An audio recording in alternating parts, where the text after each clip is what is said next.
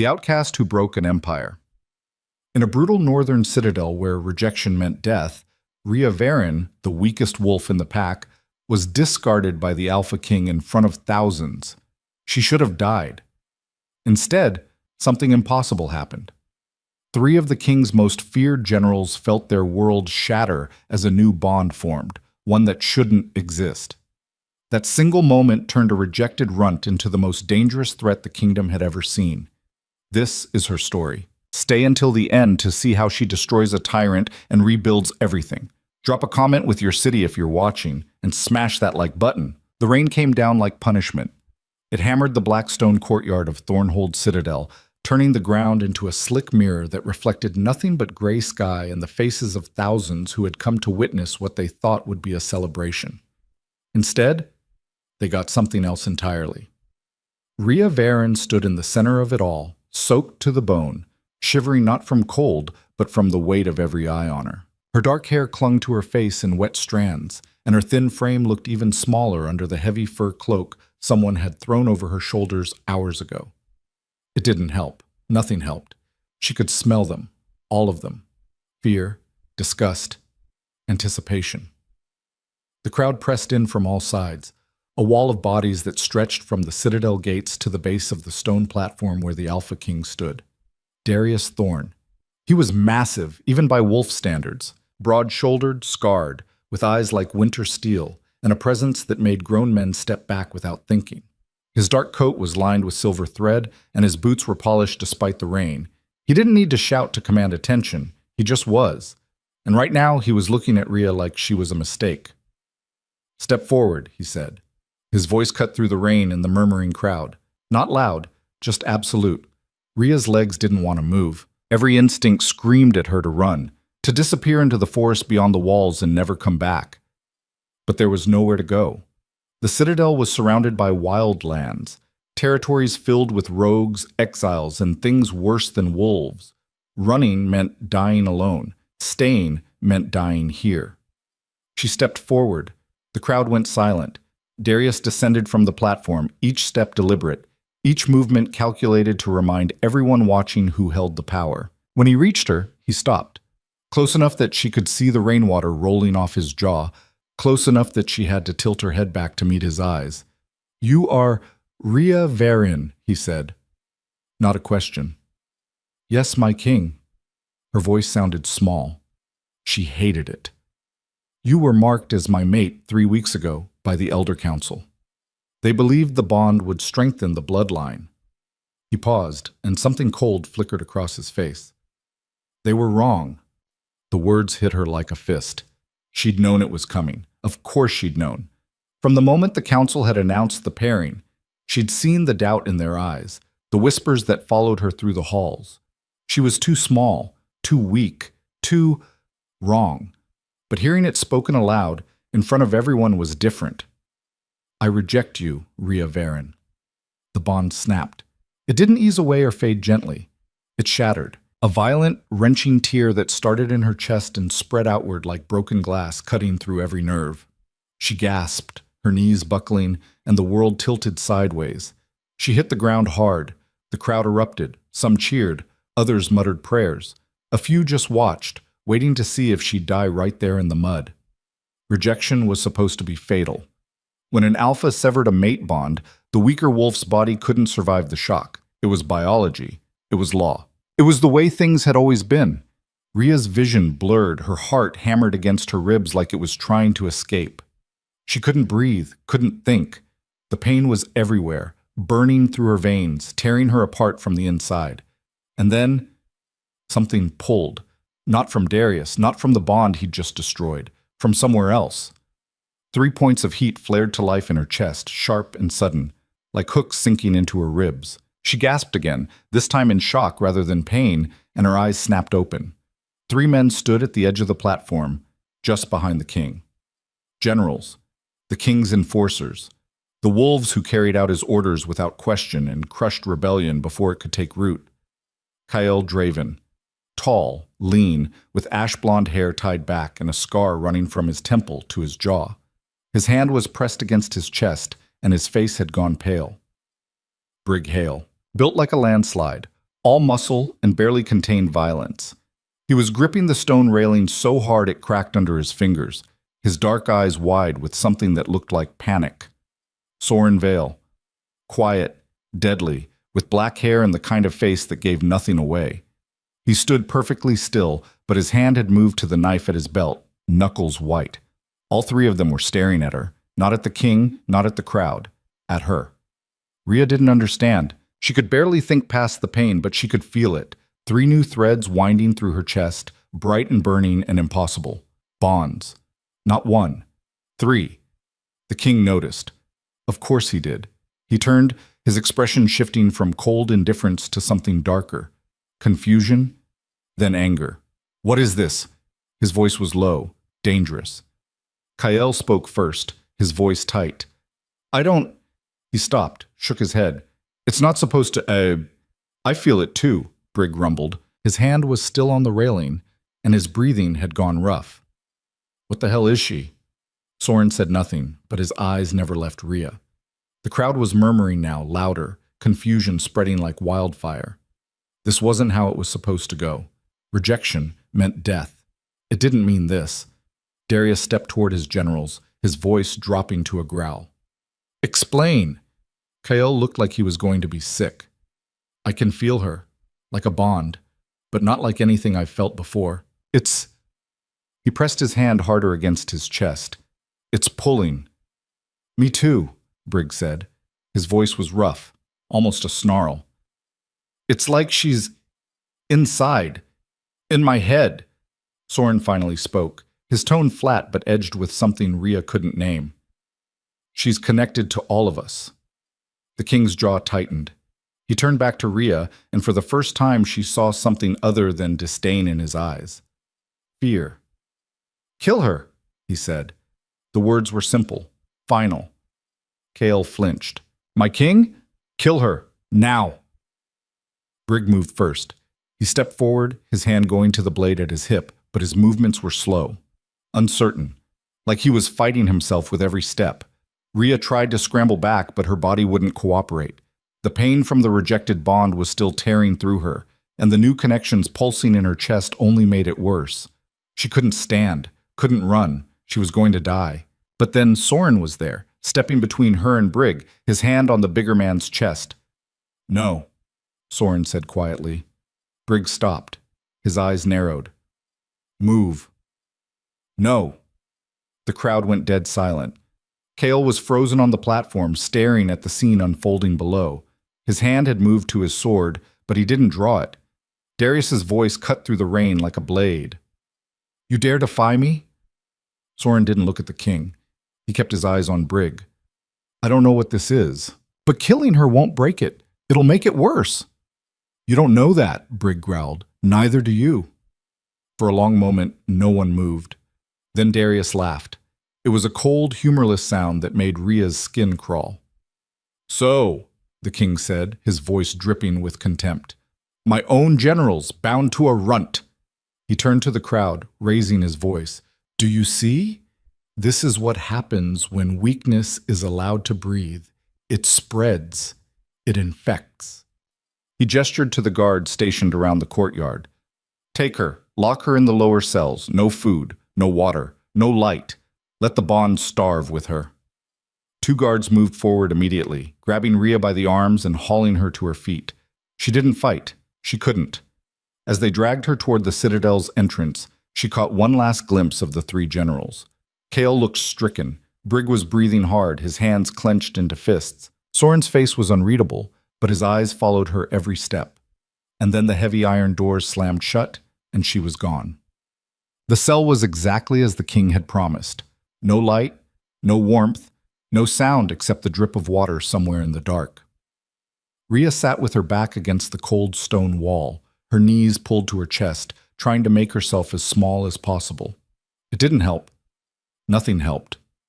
The rejected bond was still there, a jagged wound in her chest that wouldn't stop bleeding. But beneath it, woven through the pain, were the 3 new threads. She could feel them even now, faint, distant, but real. Kael's was sharp and restless, like a blade being sharpened over and over. Brigg's was heavy, a slow-burning fire that never quite went out. Soren's was the quietest, a steady pulse that felt like a heartbeat just slightly out of sync with her own. She didn't understand it, didn't know what it meant or why it had happened. But she knew one thing for certain: the king would never let her live long enough to find out. Time became meaningless in the dark. Minutes bled into hours, hours into something longer that her mind couldn't track. Her body screamed for water, for food, for anything. Her tongue stuck to the roof of her mouth. Her fingers trembled when she tried to move them. The three bonds pulsed in her chest like distant drums. Sometimes they flared bright, flooding her with emotions that weren't hers: rage, confusion, something that felt like grief. Other times they dimmed until she thought they might disappear entirely. She wondered if the generals felt the same thing, if they were somewhere in the citadel, feeling her pain, her thirst, her slow collapse into nothing. She hoped they were suffering. No, that wasn't fair. They hadn't asked for this any more than she had, but they'd served Darius for years. They'd enforced his laws, crushed his enemies, stood by while he turned the citadel into a place where the weak were discarded like trash. They were complicit in everything he'd built, and now they were tied to her. The irony would have been funny if she weren't dying. Footsteps echoed in the corridor outside. Heavy boots on stone. Rhea didn't bother lifting her head. Probably another guard coming to check if she was dead yet. She'd stopped reacting to them after the first day, or what she thought was the first day. The door didn't open. Instead, a voice spoke from the other side, low, familiar. "You still alive in there?" "Brig." Rhea's eyes snapped open, though there was nothing to see. "What do you want?" "To know if you're still breathing." "Why? So you can report back to your king?" A pause. Then, "He's not my king anymore." That got her attention. She pushed herself up straighter, ignoring the way her vision swam. "What?" "The bond," Briggs said. His voice was rough, frustrated. "It's getting stronger. Every hour that passes, it digs deeper. Kyle can barely sleep, Soren won't eat, and He stopped. "I can feel you dying." "Good." "Is it?" Rhea didn't answer. "Listen," Briggs continued. "I don't know what you are. I don't know why this happened, but the king's going to kill you at dawn. He's already given the order." "I know. And you're just going to sit there?"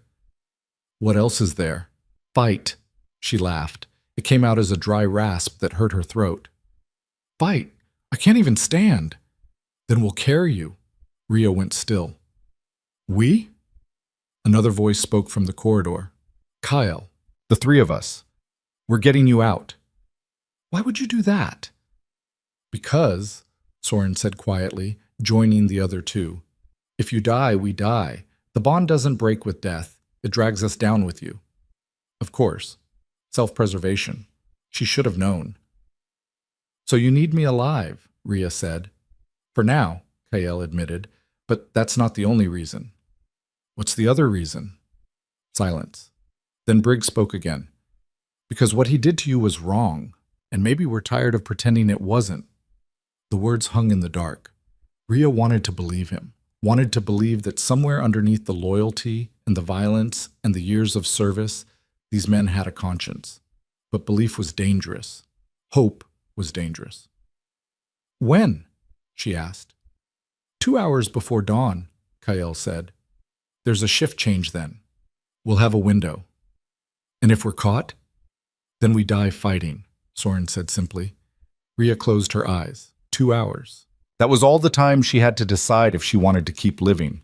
She thought about the citadel, the cold stone walls, the people who'd laughed when she fell, the king who'd thrown her away like she was nothing.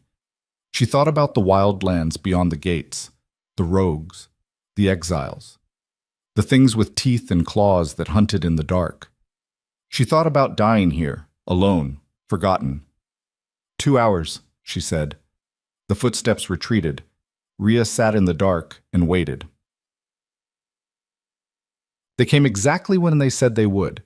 The door opened, and Kyle was there, a small lamp in one hand and a water skin in the other. He crouched down, holding the skin to her lips. "Slow," he said. "If you drink too fast, you'll be sick." Rhea wanted to gulp it down, to drown herself in it, but she forced herself to take small sips. The water was cold and tasted like metal, and it was the best thing she'd ever experienced. When she'd had enough, Kale pulled the skin away and studied her face. "Can you walk?" "I don't know." "Try." She tried. Her legs shook and her vision blurred, but she managed to get upright. Brig appeared beside her, his hand steady under her elbow. "Lean on me," he said. She wanted to argue, wanted to tell him she could do it herself. But she couldn't, so she leaned. Soren was waiting in the corridor, his eyes scanning both directions. "We've got maybe 10 minutes before the next patrol. Move." They moved. The Citadel was a maze of passages and stairwells, most of which Rhea had never seen. The generals guided her through servant corridors and forgotten halls, always listening, always watching. They passed a window, and Rhea caught a glimpse of the courtyard below. Empty now. The rain had stopped, but the stone was still wet, still dark. "Where are we going?" she whispered. "East Gate," Kael said. "It's the least guarded." "Why?" "Because it opens onto the worst part of the wildlands. No one uses it." "Great." They descended another stairwell, this one narrow and steep. Rhea's legs nearly gave out halfway down, but Brig caught her before she fell. "Almost there," he muttered. The east gate was smaller than she'd expected, just a heavy wooden door reinforced with iron, set into the outer wall. 2 guards stood watch, their backs to the corridor. Soren moved first. He was fast, faster than Rhea would have thought possible. One moment he was beside her, the next he was behind the first guard, his knife against the man's throat. "Don't," Soren said quietly. The guard froze. The second guard reached for his sword, but Kael was already there, slamming him into the wall hard enough to crack stone. The man slumped, unconscious. Soren looked at the first guard.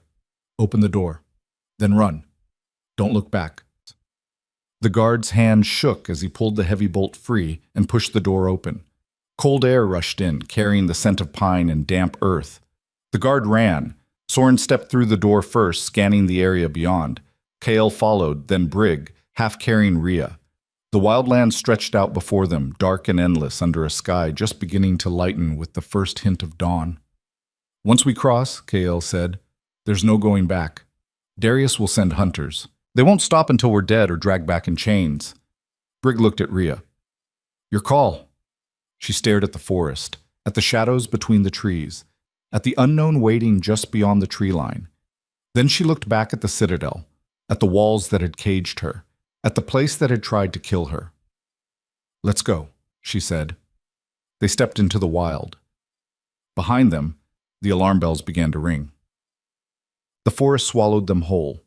Trees towered overhead, their branches tangled so thick that even the growing dawn light barely penetrated. The ground was soft with moss and fallen needles, muffling their footsteps, but Rhea could hear other sounds, rustling in the underbrush, the distant cry of something that wasn't quite a bird. Her legs were giving out. She'd pushed herself as far as she could, but her body was shutting down. The water Kael had given her helped, but it wasn't enough. She needed food, rest, time. "Stop!" she gasped. Brig stopped immediately. "What's wrong?" "I can't." She doubled over, her hands on her knees, trying to breathe. "I need to stop." Kael looked back the way they'd come. "We're too close. They'll have dogs. They'll track us." "I don't care. I can't." "Then I'll carry you." Before she could protest, Brig scooped her up like she weighed nothing. She wanted to argue, to insist she could walk, but the truth was she couldn't. So she let him. They kept moving, faster now, pushing deeper into the forest. The sounds around them grew louder, more aggressive. Rhea caught glimpses of eyes in the shadows, yellow, feral, watching. "Rogues," Soren said quietly. "How many?" Kael asked. "At least a dozen, maybe more." Brig's grip on Rhea tightened. "They'll attack. Not if we keep moving." But Soren was wrong. The first rogue lunged from the trees without warning, a gray blur of teeth and claws. Kael met it head on, his blade flashing. The rogue yelped and fell, dead before it hit the ground. 3 more came from the left. Soren moved like smoke, his knife finding throats and hearts with brutal efficiency. Brig set Rhea down behind a tree. "Stay here." Then he shifted. Rhea had seen wolves before, pack wolves, Citadel wolves, but nothing like this. Briggs' wolf form was massive, easily twice the size of a normal wolf, with dark fur and eyes that burned like coals. He hit the nearest rogue with enough force to snap its spine, then tore into another without pausing. Kale shifted next, his wolf lean and scarred, moving with a vicious grace that made the rogues hesitate. Soren didn't shift. He stayed human, his blade moving in precise, lethal arcs. The fight lasted maybe 2 minutes. When it was over, 8 rogues lay dead, and the forest had gone silent. Kael shifted back first, breathing hard. We need to keep moving. That noise will draw more. Briggs shifted back too, blood streaking his arms. He reached for Rhea. Can you walk now? She nodded, even though it was a lie. They kept going. The forest seemed endless. Every direction looked the same, trees and shadows and the constant sense of being watched. Rhea's awareness of the 3 bonds grew stronger with every step. She could feel Kael's adrenaline still coursing through him, could sense Briggs' controlled aggression, could taste Soren's cold focus. It was overwhelming, invasive, like having 3 extra voices in her head that wouldn't shut up. How much farther? She asked. To where? Kael said. Wherever we're going. We don't have a destination, Soren admitted. Just away. Great, they walked for hours. The sun climbed higher, though Rhea could barely see it through the canopy. Her legs moved on pure stubbornness now, 1 foot in front of the other, her vision tunneling. She didn't realize she'd stopped until Briggs' hand was on her shoulder. Rhea? She blinked. They were in a clearing, small and ringed with ancient trees. A stream cut through the center, the water clear and fast-moving. Drink, Kael said, kneeling beside the stream. Then we rest. Rhea stumbled to the water and dropped to her knees, cupping her hands and drinking until her stomach hurt. The cold shocked her system, but it cleared her head. Briggs was watching the tree line, his posture tense. We can't stay long. Long enough, Soren said. He was crouched beside a fallen log, his knife out, eyes scanning the forest. Kael sat down heavily, running a hand through his hair. We need a plan. The plan was get her out, Briggs said. That was step 1. What's step 2? Survive. And after that? Briggs didn't answer. Rhea sat back on her heels, staring at the 3 men who'd just thrown away everything to save her life. They looked exhausted, lost, and they were tied to her. She could feel the bonds even now, thrumming in her chest, connecting her to each of them in ways she didn't understand. Why did you really do it? She asked. All 3 of them looked at her. The truth, she pressed, not because you'll die if I die. Not because you felt guilty. Why? Kael spoke first. Because I've spent 10 years following orders I knew were wrong. And when I saw you on the ground, dying, I realized I was tired of being the kind of man who just watches. But Briggs was next.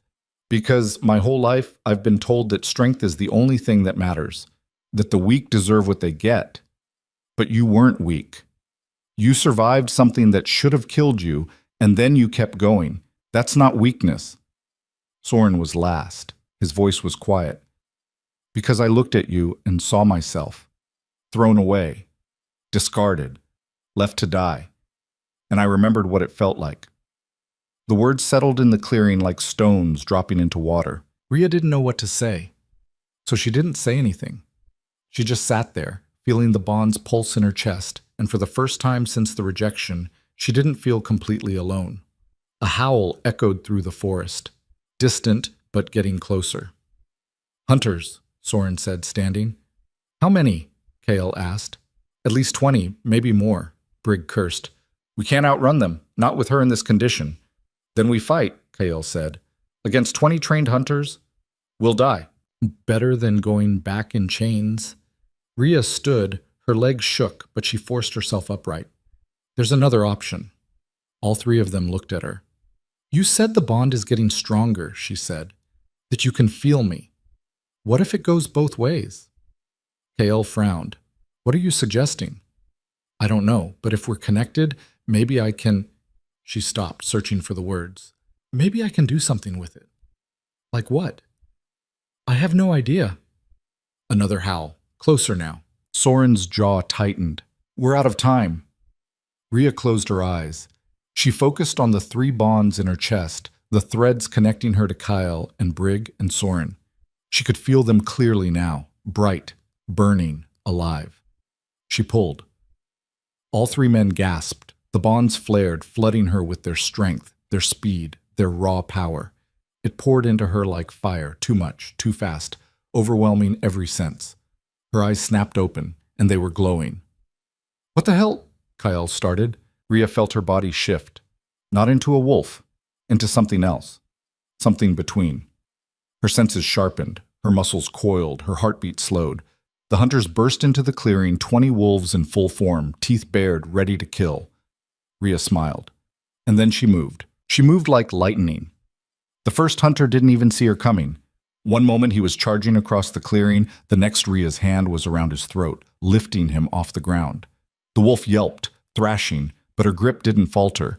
She threw him into a tree hard enough to crack the trunk. He didn't get up.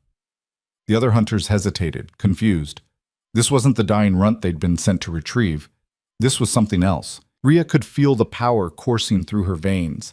Kyle's speed, Brig's raw strength, Soren's lethal precision.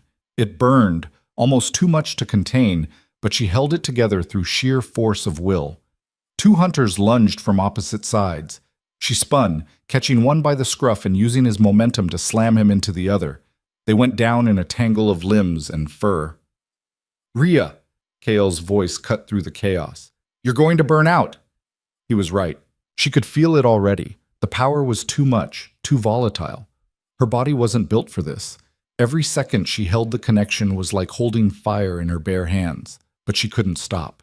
Not yet. 3 more hunters came at her as a unit, coordinated, experienced. She met them head on, moving faster than thought, her fists and feet finding targets with brutal efficiency. Bones cracked, blood sprayed. The hunters fell. Behind her, Kale, Brig, and Soren had shifted, engaging the rest of the pack. The clearing erupted into violence, teeth and claws and the wet sound of flesh tearing. Rhea caught a flash of movement to her left. She turned just in time to see a massive gray wolf launching at her throat. Too close. Too fast. She couldn't dodge. But Soren could. He appeared between them, still in human form, his blade flashing. The wolf's momentum carried it past Rhea, and it hit the ground hard, dead before it stopped moving. Soren didn't even look at her. Focus. Don't waste the power. Rhea gritted her teeth and pulled harder on the bonds. Kale's wolf tore through 2 hunters at once, his movements almost too fast to track. Brig's massive form crushed another beneath his weight, his jaws closing around its throat.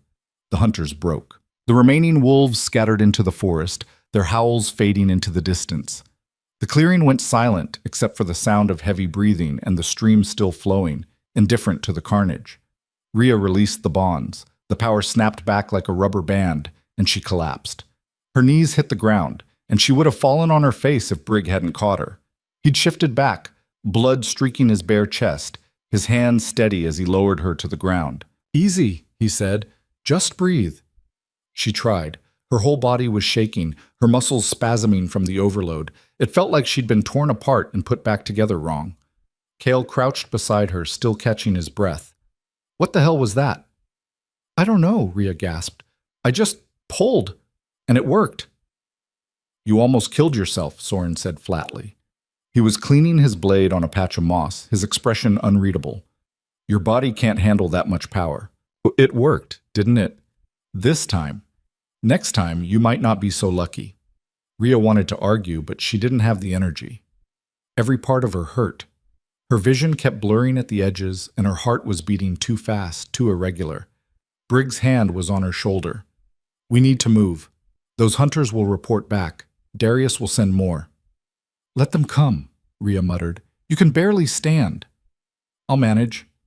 But when she tried to stand, her legs gave out completely. Brig caught her again, his expression tight with concern. "You're done," he said. "No arguments."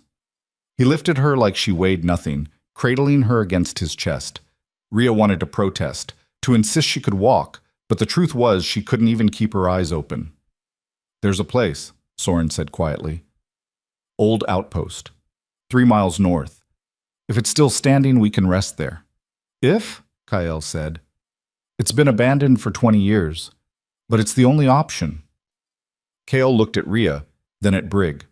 Fine, but we move fast. No stops. They moved.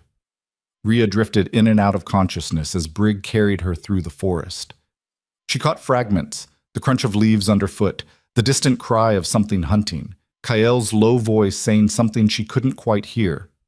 The bonds pulsed in her chest, weaker now, but still there. She could feel the exhaustion radiating from all three men, the physical toll of the fight layered over the constant pull of the connection.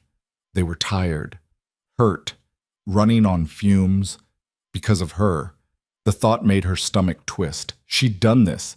She'd dragged them into this mess, turned them into fugitives, made them abandon everything they'd known. And for what? So she could live a few more days before her body gave out completely? Stop thinking so loud, Brig muttered. Rhea's eyes fluttered open. What? I can feel it, through the bond. You're spiraling. I'm not. You are. His grip on her tightened slightly. And you need to stop. We made our choice. You didn't force us. Didn't I? No. She wanted to believe him, but the guilt sat heavy in her chest right alongside the bonds. They reached the outpost just as full dark settled over the forest. It was less of an outpost and more of a ruin. The stone walls were crumbling, the roof half collapsed, and the door hung crooked on rusted hinges. But it was shelter, and right now that was all that mattered. Kale went in first, checking for threats. He emerged a moment later. Clear, barely, but clear. Brig carried Rhea inside and set her down against the least damaged wall. The interior was a single room, maybe 20 feet across, with a fireplace that looked like it might collapse if anyone breathed on it too hard. Soren was already gathering wood from the surrounding forest. Kale knelt beside the fireplace, examining it. Think it'll hold? Brig asked. Guess we'll find out. 20 minutes later, they had a fire going. It was small, barely enough to push back the cold, but it was something. The warmth felt like a miracle against Rhea's skin. Soren produced a rabbit from somewhere. Rhea hadn't even seen him hunt, and began preparing it with quick, efficient movements. The smell of cooking meat made her stomach clench with hunger. When did you last eat? Kael asked her. Rhea had to think about it. 4 days, maybe 5. That explains a lot. When the rabbit was ready, Soren divided it into 4 portions. Rhea's was the largest, though she noticed all 3 men eating less than they should. I can share, she said. Eat, Brig said. You need it more than we do. She ate. The meat was tough and gamey, but it was the best thing she'd ever tasted. She forced herself to go slow, to let her shrunken stomach adjust, but it took everything she had not to devour it in seconds. As they ate, an uneasy silence settled over the group. The fire crackled. Outside, the forest was alive with sounds, rustling, distant howls, the occasional snap of a branch. Finally, Kael spoke. We need to talk about what happens next. Next is we survive, Brig said. And then what? We can't run forever. Darius won't stop. He'll send every hunter he has. He'll burn the entire forest if he has to. So what are you suggesting? I'm suggesting we need a plan beyond keep moving. Soren was leaning against the wall, his eyes half closed. The bond, he said quietly. That's the key. What about it? Rhea asked. What you did today, pulling power from all of us at once. That's not normal. That shouldn't be possible. But it is. Which means you're not normal either. Soren's eyes opened, focusing on her. The question is why? Rhea shook her head. I don't know. I'm nobody. Just a runt who got lucky. Luck doesn't create bonds, Kael said. Especially not bonds like this. There has to be a reason. Then what is it? None of them had an answer. They sat in silence for a long moment, the firelight casting shifting shadows on the crumbling walls. My grandmother used to tell stories, Brig said suddenly. All eyes turned to him. About the old bloodlines, the ones from before the citadels, before the packs consolidated. She said there were wolves who could bond with multiple mates, who could share power across a network. Legends, Kael said. Maybe. Or maybe not. Brig looked at Rhea. She called them conduits, said they were rare, dangerous, that the first kings hunted them down because they threatened the hierarchy. You think I'm one of these conduits? I think it's possible. Soren leaned forward. If that's true, if you can really bond with multiple wolves and share power between them, then you're not just a threat to Darius. You're a threat to every alpha in the frontier. Great, Rhea muttered. Just what I needed. It also means you're valuable, Kael said.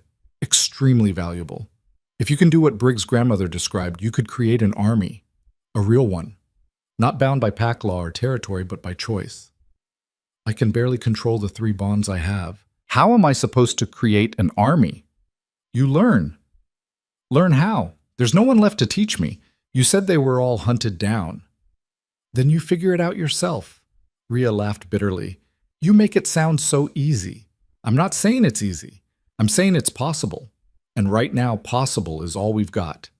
The fire popped, sending up a shower of sparks. Rhea stared into the flames, her mind racing. An army. The idea was insane. She could barely keep herself alive, let alone bond with dozens of wolves. But the alternative was running until Darius caught them. And he would catch them. Eventually. How long do I have? She asked quietly. Soren understood immediately. Before your body gives out? Hard to say. Days. Maybe a week if you're careful. And if I keep using the power like I did today? Hours. Perfect. So I have a week to figure out how to control something that shouldn't exist or I die.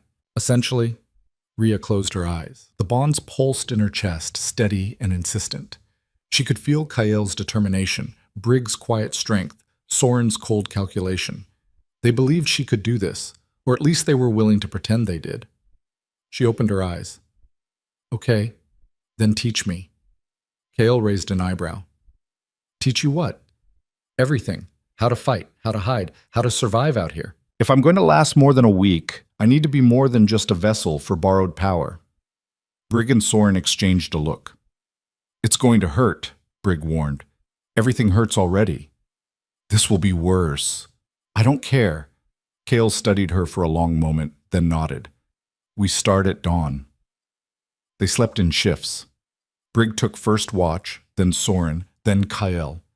Rhea tried to sleep, but her mind wouldn't shut off. Every time she closed her eyes, she saw the courtyard, felt the bond breaking, heard the crowd's laughter. She wondered if it would ever stop haunting her. When dawn finally came, pale and gray through the broken roof, Kael shook her awake. Up, he said. Time to work. Her body protested every movement, but she forced herself to stand. Outside, the forest was shrouded in mist, the trees like ghosts in the half-light. Kael led her to a small clearing near the outpost. Brig and Soren followed, watching. First lesson, Kael said. You need to learn how to hide your scent. Right now, every wolf within 5 miles can smell you. That makes you easy to track. How do I hide it? Control, focus. You have to pull your scent inward, make yourself invisible to other wolves. He demonstrated, and Rhea watched as his scent, sharp and metallic, seemed to fade, becoming almost undetectable. She tried. Closed her eyes, focused on pulling everything inward. Nothing happened. Try harder, Kael said. She tried again, still nothing. You're thinking too much. It's instinct, not thought. Feel it, don't force it. Easy for him to say. She spent the next hour trying and failing. Frustration built in her chest, hot and tight. The bonds pulsed, feeding her emotions back to the 3 men, which only made it worse. Finally, just when she was about to give up, something shifted. She felt her scent pull inward, condensing, hiding. There, Kael said. Hold it. She held it for maybe 10 seconds before it slipped away. But it was a start. Again, Kael said. They worked until midday. By the time they stopped, Rhea could hold her scent hidden for almost a minute at a time. It wasn't much, but it was progress. Next lesson, Briggs said, stepping forward. Hand-to-hand combat. Rhea's stomach sank. You're going to hit me. I'm going to teach you how to not get hit. There's a difference. There wasn't. For the next 2 hours, Brig put her through a brutal crash course in close-quarters fighting. He showed her how to use her smaller size to her advantage, how to target weak points, how to turn an opponent's strength against them.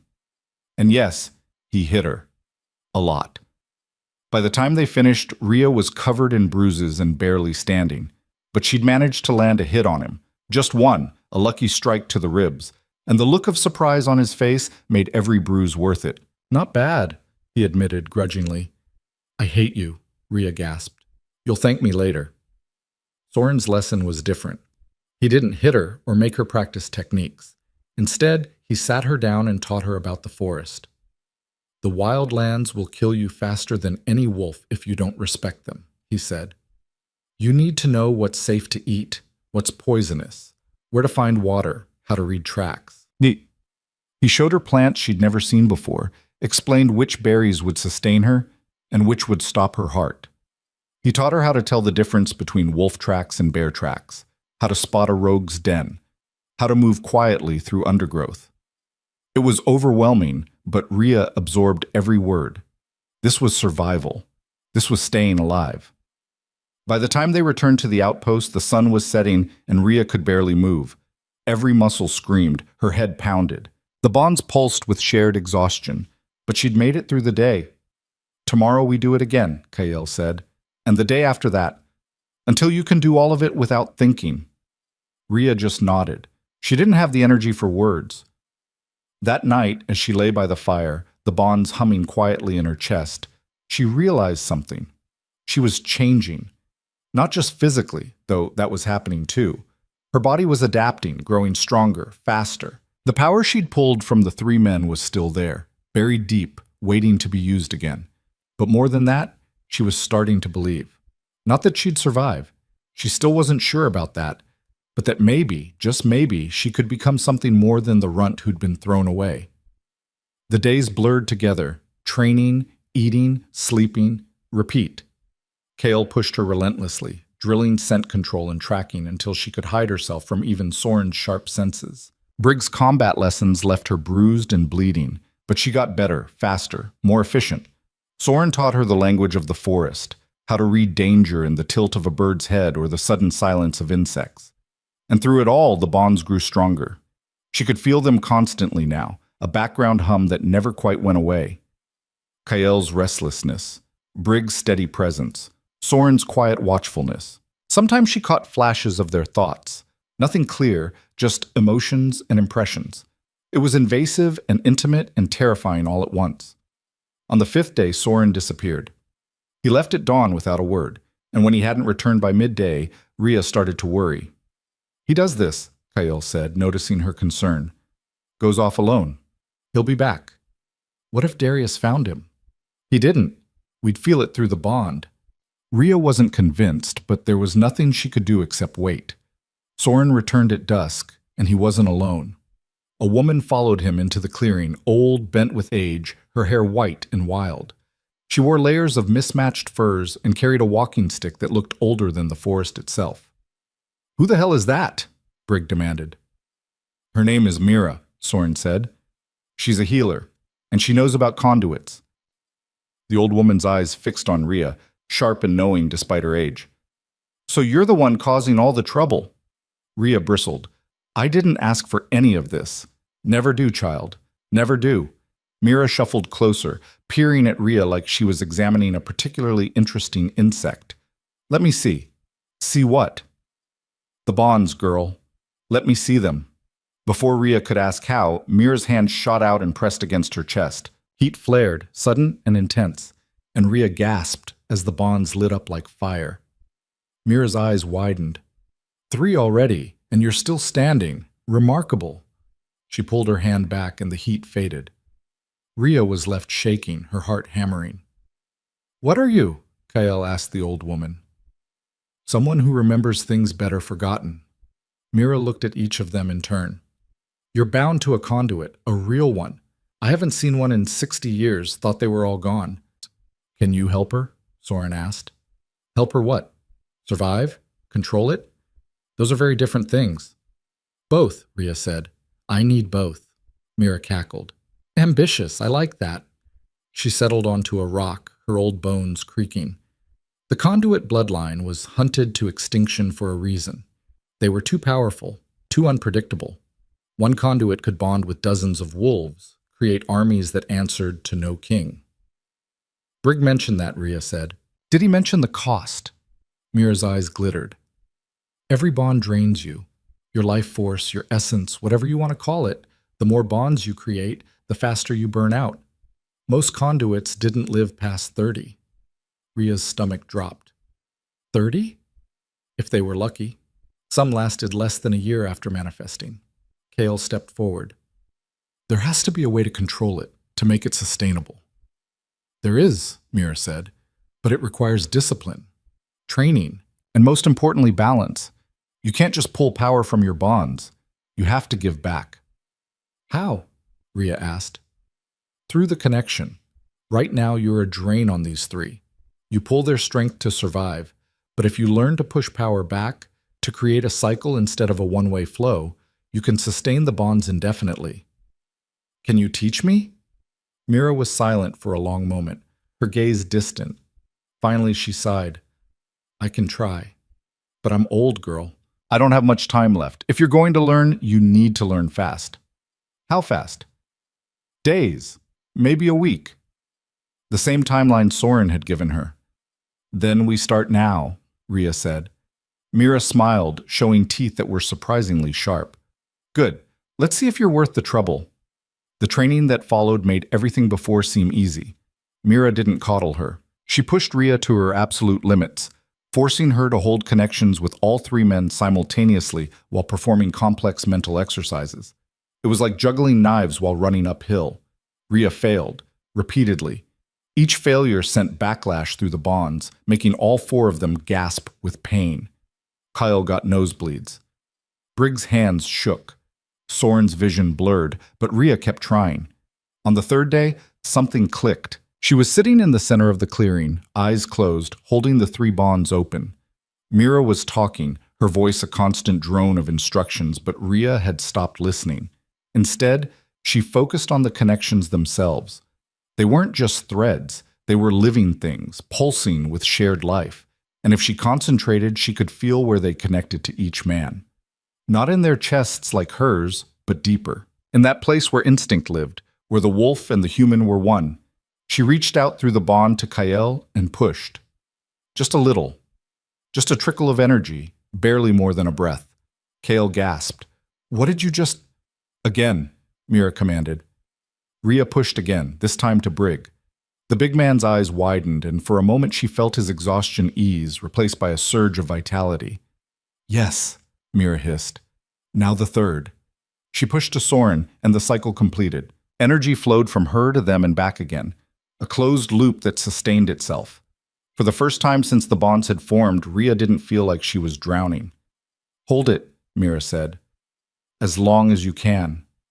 Ria held it for 5 minutes before the strain became too much, and the cycle collapsed.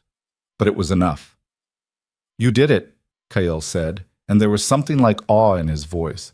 Mira nodded approvingly. Not bad, child. Not bad at all. Practice that until it's second nature. Once you can maintain the cycle without thinking, you'll be ready for more bonds. More? Ria asked weakly. Did you think 3 was the limit? Mira cackled. You're a conduit, girl. You could bond with 100 wolves if your body could handle it. The thought was terrifying and exhilarating in equal measure. Over the next 2 days, Ria practiced the energy cycle until she could maintain it in her sleep. And Mira taught her other things too.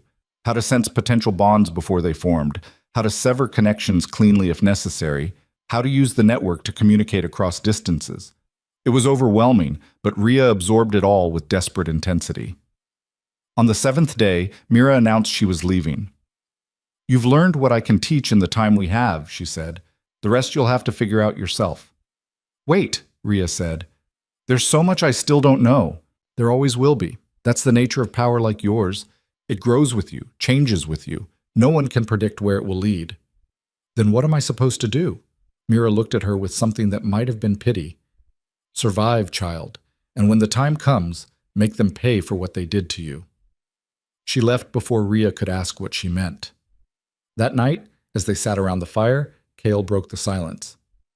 Darius will have trackers in the forest by now, dozens of them. We can't stay here much longer. Where do we go? Brig asked. There's an old settlement, Soren said slowly, on the eastern edge of the wildlands. It's where rogues and exiles gather. No king's law reaches there. Why haven't we gone there already? Ria asked. Because it's dangerous. The wolves there don't answer to anyone. They'd as soon kill us as look at us. But you're a conduit. If you can prove your worth, they might listen, might even join you. Rhea thought about it. An entire settlement of outcasts, just like her, wolves who'd been thrown away, rejected, left to die. If she could bond with even a fraction of them. How do I prove my worth? She asked. Soren's expression was grim. By surviving their trials, and trust me, they're not gentle. Kale looked at Rhea. You don't have to do this. We can find another way. But Rhea shook her head. She'd spent 7 days training, learning, growing stronger. And she'd realized something. Running wasn't enough anymore. She didn't just want to survive, she wanted to fight back. We go to the settlement, she said, and I'll pass whatever trials they throw at me. Brig grinned. Now you're talking. They left at dawn, moving fast through the forest. Rhea's training showed in every step. She moved quietly now, her scent hidden, her senses attuned to the world around her. The bonds pulsed steadily in her chest, the energy cycle flowing between all 4 of them. She felt strong, ready. The settlement appeared through the trees just after midday, a ramshackle collection of buildings built into the hollows of ancient trees, connected by rope bridges and hidden pathways. And standing at the entrance, waiting for them, was a massive wolf with scars crisscrossing his gray fur. He shifted as they approached, revealing a man who looked like he'd been carved from stone and violence. I'm Rask, he said, and you're either very brave or very stupid to come here. Rhea stepped forward, meeting his eyes. I'm Rhea Varen, and I'm here to offer you a choice. Rask's laugh was like gravel grinding together. A choice? What kind of choice? Join me. Bond with me. And together we'll burn down every king who ever threw us away. The silence that followed was absolute. Then Rask smiled, and it was the most dangerous thing Rhea had ever seen. Prove you're worth bonding with, he said. Survive the gauntlet, then we'll talk. The gauntlet wasn't a place. It was a trial by fire, and Rhea could smell the violence before she even saw it. Rask led them deeper into the settlement, past hollowed trees filled with watching eyes and rope bridges that swayed dangerously with every step. The wolves here were different from Citadel wolves, scarred, lean, with the kind of hunger that came from surviving where survival wasn't guaranteed. They looked at Rhea like she was prey. The rules are simple, Rask said, stopping in a clearing ringed by makeshift stands carved into the tree trunks. Dozens of wolves had already gathered, perched above like vultures waiting for something to die. You fight 3 challengers. You don't have to win. You just have to survive. And if I do, then we'll consider your offer. Brig stepped forward, his voice a low growl. She's barely recovered. This isn't fair. Rask's smile was all teeth. Life isn't fair. She should know that better than anyone. Rhea put a hand on Brig's arm. I can do this. You don't have to prove anything to these. Yes, I do. She met his eyes. If I want them to follow me, I need to show them I'm worth following. Kael moved beside her, his voice quiet. Use the bonds if you need to. Don't die trying to be a hero. I'll try not to. Soren said nothing, but she felt his concern through the bond, sharp and tight. Rask gestured to the center of the clearing. Step forward, conduit. Let's see what you're made of. Rhea walked into the circle. The ground was packed dirt, stained dark with old blood. Above, the crowd had grown. She counted at least 50 wolves now, maybe more, all of them watching, waiting. A door carved into one of the massive trees swung open. The first challenger stepped out. He was huge, not as big as Brig, but close. Muscles layered on muscles, covered in scars that told stories of dozens of fights. He didn't shift, didn't need to. The message was clear. He was going to beat her with his bare hands. Name's Tor, he said, cracking his knuckles. Nothing personal, Runt, just business. Rhea didn't bother responding. She fell into the stance Brig had drilled into her over the past week, weight balanced, hands up, eyes tracking every micro movement. Tor charged. He was fast for his size, closing the distance in 3 strides. His fist came at her head like a hammer. Rhea ducked, feeling the air displacement as his knuckles passed inches from her skull. She drove her elbow into his ribs, putting her whole body behind it. Tor grunted but didn't slow. He grabbed for her, his hands like vices. She slipped sideways, using his momentum against him the way Brig had taught her. Her foot hooked behind his ankle and she shoved. Tor stumbled but didn't fall. He spun, faster than something that big should move, and his backhand caught her across the face. Rhea's world exploded into stars. She hit the ground hard, tasting blood, her vision swimming. The crowd roared. Through the bond, she felt Kale's surge of alarm, Brig's barely contained rage, Soren's cold calculation telling her to get up, move, don't stop moving. Tor was coming at her again. Rhea rolled, barely avoiding his boot as it slammed into the dirt where her head had been. She scrambled to her feet, spitting blood. Not bad, Tor said, but not good enough. He came at her again, relentless. Rhea gave ground, blocking what she could, dodging what she couldn't. Every hit that landed felt like getting struck by a boulder. Her ribs screamed, her arms went numb, but she didn't go down. She waited, watched, looking for the opening Brig had sworn would come. There. Tor overextended on a right hook, his weight too far forward. Rhea stepped inside his guard and drove her knee into his groin with everything she had left. Tor's eyes bulged. He dropped like a stone. The crowd went wild, half cheering, half jeering. Rhea stood over him, gasping, every part of her body screaming. "First trial complete," Rask called out. "Round 2. "What?" Rhea wheezed. "I need no rest. That's not how this works." The second door opened. This time, 2 wolves padded out. Not humans, full wolf form, sleek, scarred, with eyes that gleamed with intelligence and malice. They circled her, perfectly coordinated. Rhea's heart hammered. She couldn't fight 2 wolves at once, not in her current state. She could barely stand. The bonds pulsed in her chest, offering power. All she had to do was pull. But if she pulled, she'd burn out.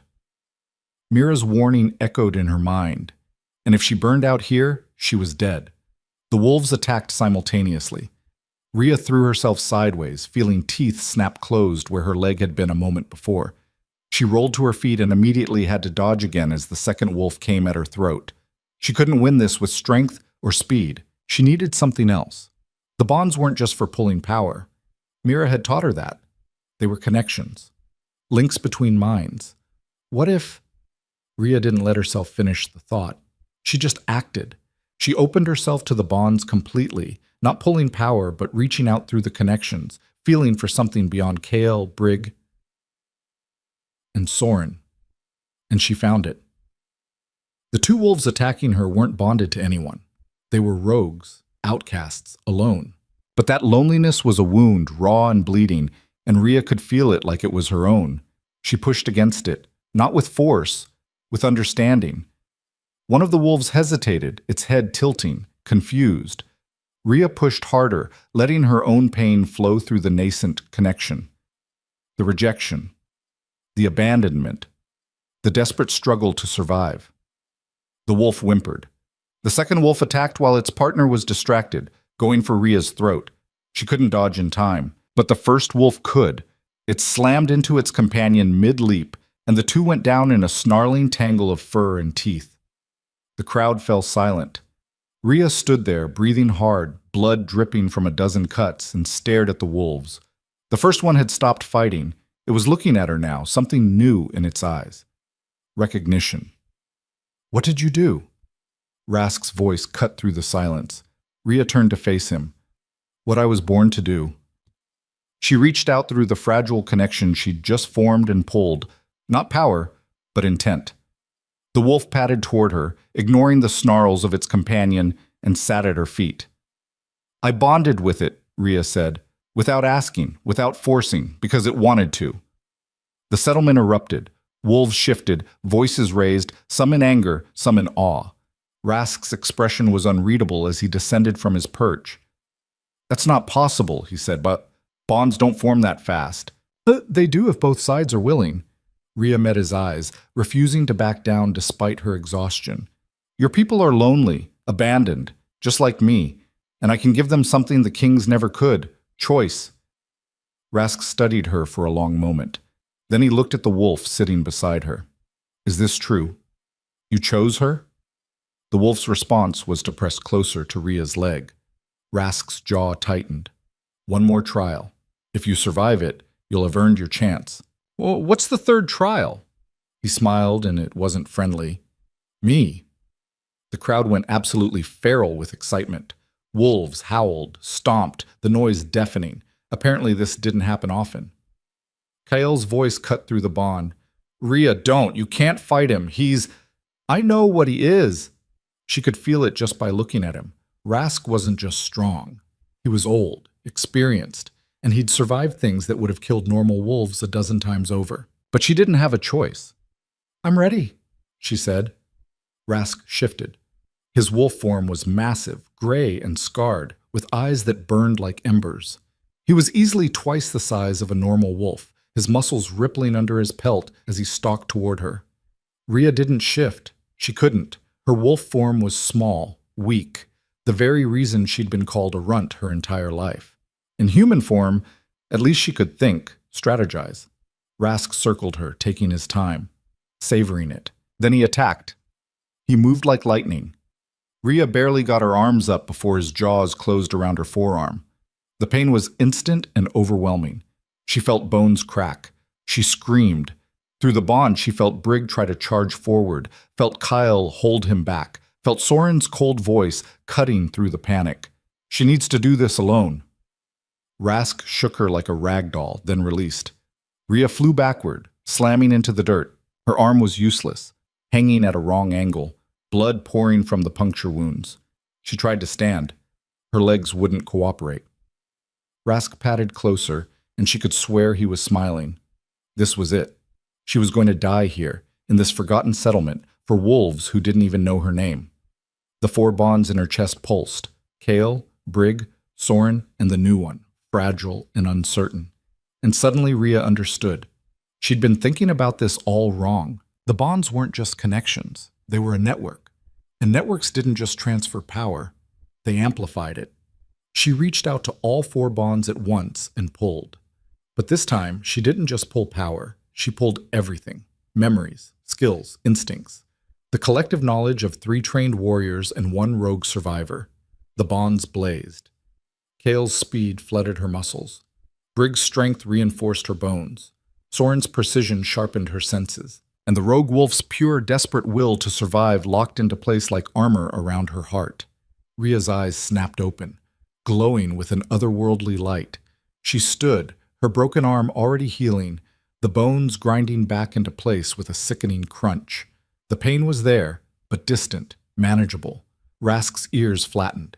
He'd seen a lot in his life, but he'd never seen this. Rhea moved. She was on him before he could react.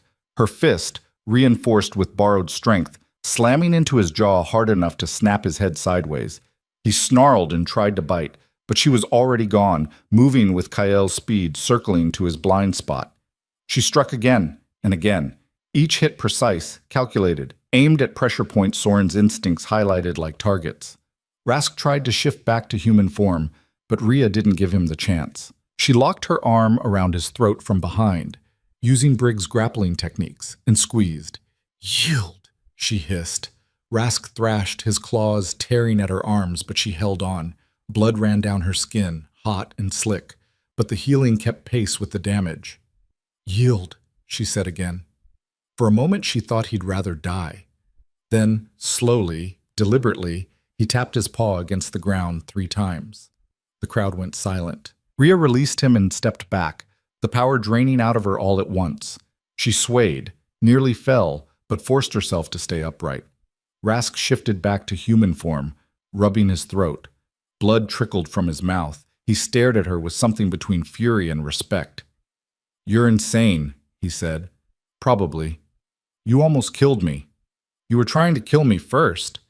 He laughed. It was a rough, painful sound, but genuine.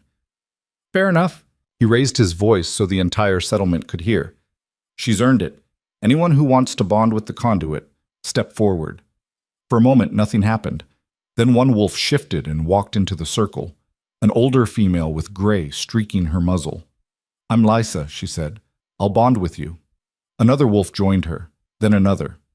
Within minutes, 15 wolves stood in the clearing, all looking at Rhea with varying degrees of hope and desperation. Are you sure? She asked them. Once we bond, there's no going back. Darius will hunt all of us.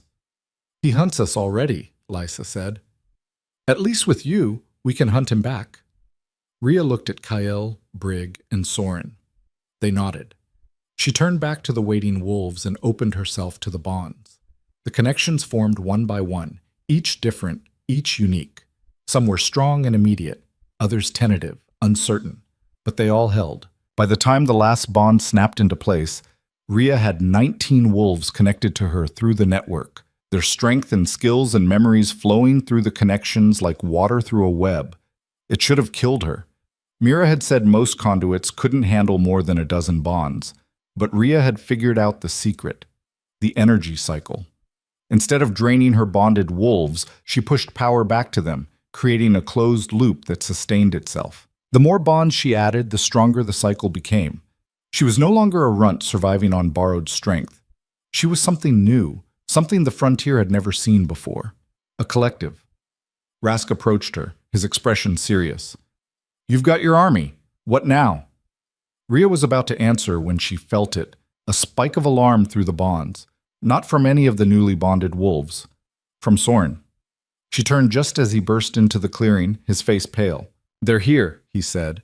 "Darius sent his entire force, at least 200 soldiers. They're surrounding the settlement right now." The crowd erupted into chaos. Wolves shifted, shouted, some bolting for the trees immediately. "How long do we have?" Rask demanded. "Minutes. Maybe less." Rhea's mind raced. 200 trained soldiers against 19 newly bonded wolves in a settlement of rogues who'd never fought as a unit. The math was brutal. They couldn't win a straight fight, but they didn't need to win. They just needed to survive long enough to escape. "Listen to me," Rhea said, projecting her voice across the clearing. The authority in it surprised even her. "We split into 3 groups. Rask, take the western route with anyone who can't fight. Get them out. Kyle, you take the eastern path. Draw some of the soldiers away." "What about you?" Kyle asked. "I'm going north, right through the center of their formation. That's suicide. That's the point. I'm what they want. If I make myself a target, they'll focus on me and leave the others alone." Brig grabbed her arm. "You can't face 200 soldiers alone." "I won't be alone." Rhea looked at the 19 bonded wolves around her. "I'll have them, and through the network I'll have all of you. It's not enough. It has to be." Before anyone could argue further, horns blared from the forest. The king's forces were moving in. "Go," Rhea commanded. "Now." The settlement exploded into motion. Wolves scattered in every direction, some shifting, some staying human, all moving with desperate speed. Rask grabbed Rhea's shoulder before he left. "If you survive this, you'll have proven you're more than just talk. But if you die, I'm coming back to your corpse and telling you I told you so. I'll try to avoid that." He grinned and vanished into the trees, with 30 rogues trailing behind him. Kyle, Brig, and Soren moved to leave with their assigned groups, but Rhea stopped them through the bond. "Stay close," she said silently, the words traveling through the network. "I'm going to need you." She felt their acknowledgement, then they were gone, melting into the forest. Rhea stood alone in the clearing with her 19 bonded wolves. Some were shifted, some were human, all of them were terrified. She didn't blame them. "We're not fighting to win," she told them. "We're fighting to buy time. Hit fast, hit hard, and don't stop moving. Trust the network, trust each other, and trust me." Through the bonds, she felt their fear transform into something harder, determination. The first soldiers crashed through the tree line. Rhea smiled, and then she unleashed hell. The network lit up like a sun. Power flowed between all 19 bonds simultaneously, creating a feedback loop of amplified strength. Rhea could feel every wolf's position, every heartbeat, every thought. They moved as one. The bonded wolves hit the soldiers like a tidal wave. They didn't fight fair, they didn't fight clean, they fought to survive. Rhea was at the center of it all, directing the chaos through the bonds, showing targets, coordinating strikes, pulling wolves back before they got overwhelmed. She'd never felt anything like it. It was intoxicating and terrifying, and she could feel herself burning through energy at an unsustainable rate. But she held on. A soldier came at her with a sword. She dodged, grabbed his wrist, and broke it with a twist that Brig's muscle memory supplied. Another came from behind. She felt him through the network before he arrived and kicked backward without looking, catching him in the chest. Around her, the bonded wolves fought with a coordination that shouldn't have been possible. They covered each other's weaknesses, shared strength when one faltered, operated like a single organism with 20 bodies. The soldiers hesitated. This wasn't what they'd expected, but there were too many of them. For every soldier that fell, 2 more took his place. The bonded wolves were getting tired, taking wounds that the healing couldn't keep up with. Rhea felt one bond wink out as a wolf went down, then another. 17 left. Fall back, she commanded through the network. North, through the trees. They retreated in a controlled chaos, fighting every step of the way. Rhea stayed at the rear, covering them, taking hits meant for others. An arrow punched through her shoulder. She snapped the shaft off and kept moving. A blade opened a gash across her ribs. She ignored it. They broke through into deeper forest, and for a moment Rhea thought they might actually make it. Then the soldiers in front of them stepped aside, and she saw what they'd been hiding. Darius himself stood blocking the path, flanked by 50 of his personal guard. And chained beside him, beaten and bloody, were Kyle, Brig, and Soren. Rhea's world stopped. "Hello, Rhea," Darius said, his voice cold and smooth. "I believe you have something that belongs to me." Through the bonds, she felt her 3 generals' pain, their fury at being captured, their desperation for her to run. But she couldn't run. Not from this. "Let them go," she said. "No, I don't think I will. You see, I've learned something interesting about your little talent. The bonds work both ways, don't they? If I kill them, you feel it. And if I kill you..." He drew a silver knife and pressed it against Kyle's throat. "They die with you." Rhea's bonded wolves growled, ready to attack, but she held them back through the network. They couldn't win this fight. Not against this many. Not with the generals captured. "What do you want?" she asked. "Simple. Surrender. Come back to the Citadel, give up this rebellion, and maybe I'll let them live." "You're lying." "Probably, but it's the only chance they have." Through the bonds, Kyle spoke to her silently. "Don't you dare. Don't you dare surrender for us." But what choice did she have? She looked at the 19 wolves around her. 17 now, she corrected, feeling the absence of the fallen. They were looking to her for orders, trusting her to save them. She looked at Darius, at the soldiers surrounding them, at the impossible odds. And then she looked at Kyle, Brig, and Soren. Her first bonds. The ones who'd saved her when they had every reason to let her die. She made her decision. "Okay," she said to Darius. "I surrender, but you let all of them go. The wolves, the generals, everyone." "Rhea, no!" Brig started. "Shut up," she said gently. Then to Darius, "Do we have a deal?" Darius smiled. "We do." He gestured and soldiers moved forward with silver chains. Rhea let them bind her wrists, let them pull her forward. As she passed her bonded wolves, she spoke to them through the network one last time. "When I give the signal, run. Don't look back. Don't try to save me. Just run and find Rask. He'll protect you." She felt their protests, but she shut them down with pure command. The soldiers dragged her in front of Darius. He looked down at her, triumph written across his face. "Foolish girl," he said. "Did you really think you could challenge me?" "No," Rhea said. "I thought I could distract you." His expression shifted to confusion. "What?" Rhea opened all the bonds at once and pulled. Not power, not strength, pain. Every wound she'd taken, every ache, every burning nerve, she pushed it all out through the network, flooding every bond with pure, overwhelming agony. The bonded wolves screamed. The 3 generals gasped. Even Darius stumbled, confused by the psychic backlash bleeding through the air. And in that moment of chaos, Rhea did something she'd never tried before. She created a bond with every soldier standing within 30 feet. Not consensual bonds, not gentle ones. She forced the connections open like ripping doors off their hinges, linked every mind within range into the network, and then detonated the entire thing from the inside. The psychic explosion knocked everyone to the ground. Rhea felt the bonds shred, felt her mind fragmenting under the backlash, felt herself dying, but she'd bought them time. "Run!" she screamed out loud, her voice breaking. The bonded wolves ran. The generals, their chains broken in the chaos, ran. Even some of Darius's soldiers ran. too overwhelmed by what they'd just experienced to do anything else. Darius grabbed Rhea by the throat, lifting her off the ground. His face was twisted with rage. "What did you do?" he snarled. Rhea smiled through the blood filling her mouth. "I won." Then everything went black. She woke to silver chains around her wrists, silver bars in front of her face, silver threading through the stone walls like veins of poison. Rhea's entire body screamed. The psychic explosion had torn through her like wildfire, leaving her mind fractured and raw. She could feel the bonds, fewer now, some severed completely in the blast, but they pulsed weak and distant, like dying embers. How many had she lost? She couldn't tell. Counting hurt too much. She was back in the Citadel, in a cell even worse than before. This one was built specifically to hold wolves like her, every surface laced with silver, the air heavy with wolfsbane that made her throat burn with every breath. Footsteps echoed in the corridor outside.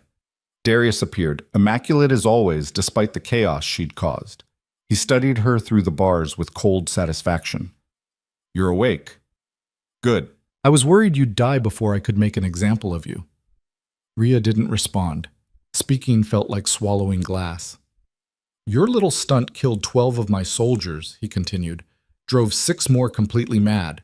They're in the cells below, screaming about voices in their heads that won't stop." He smiled. "I have you to thank for showing me just how dangerous you really are." "Where are they?" Her voice came out as a rasp.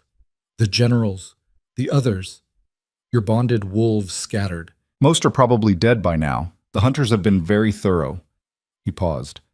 "As for my former generals, they're in cells just like this one, waiting for their executions at dawn."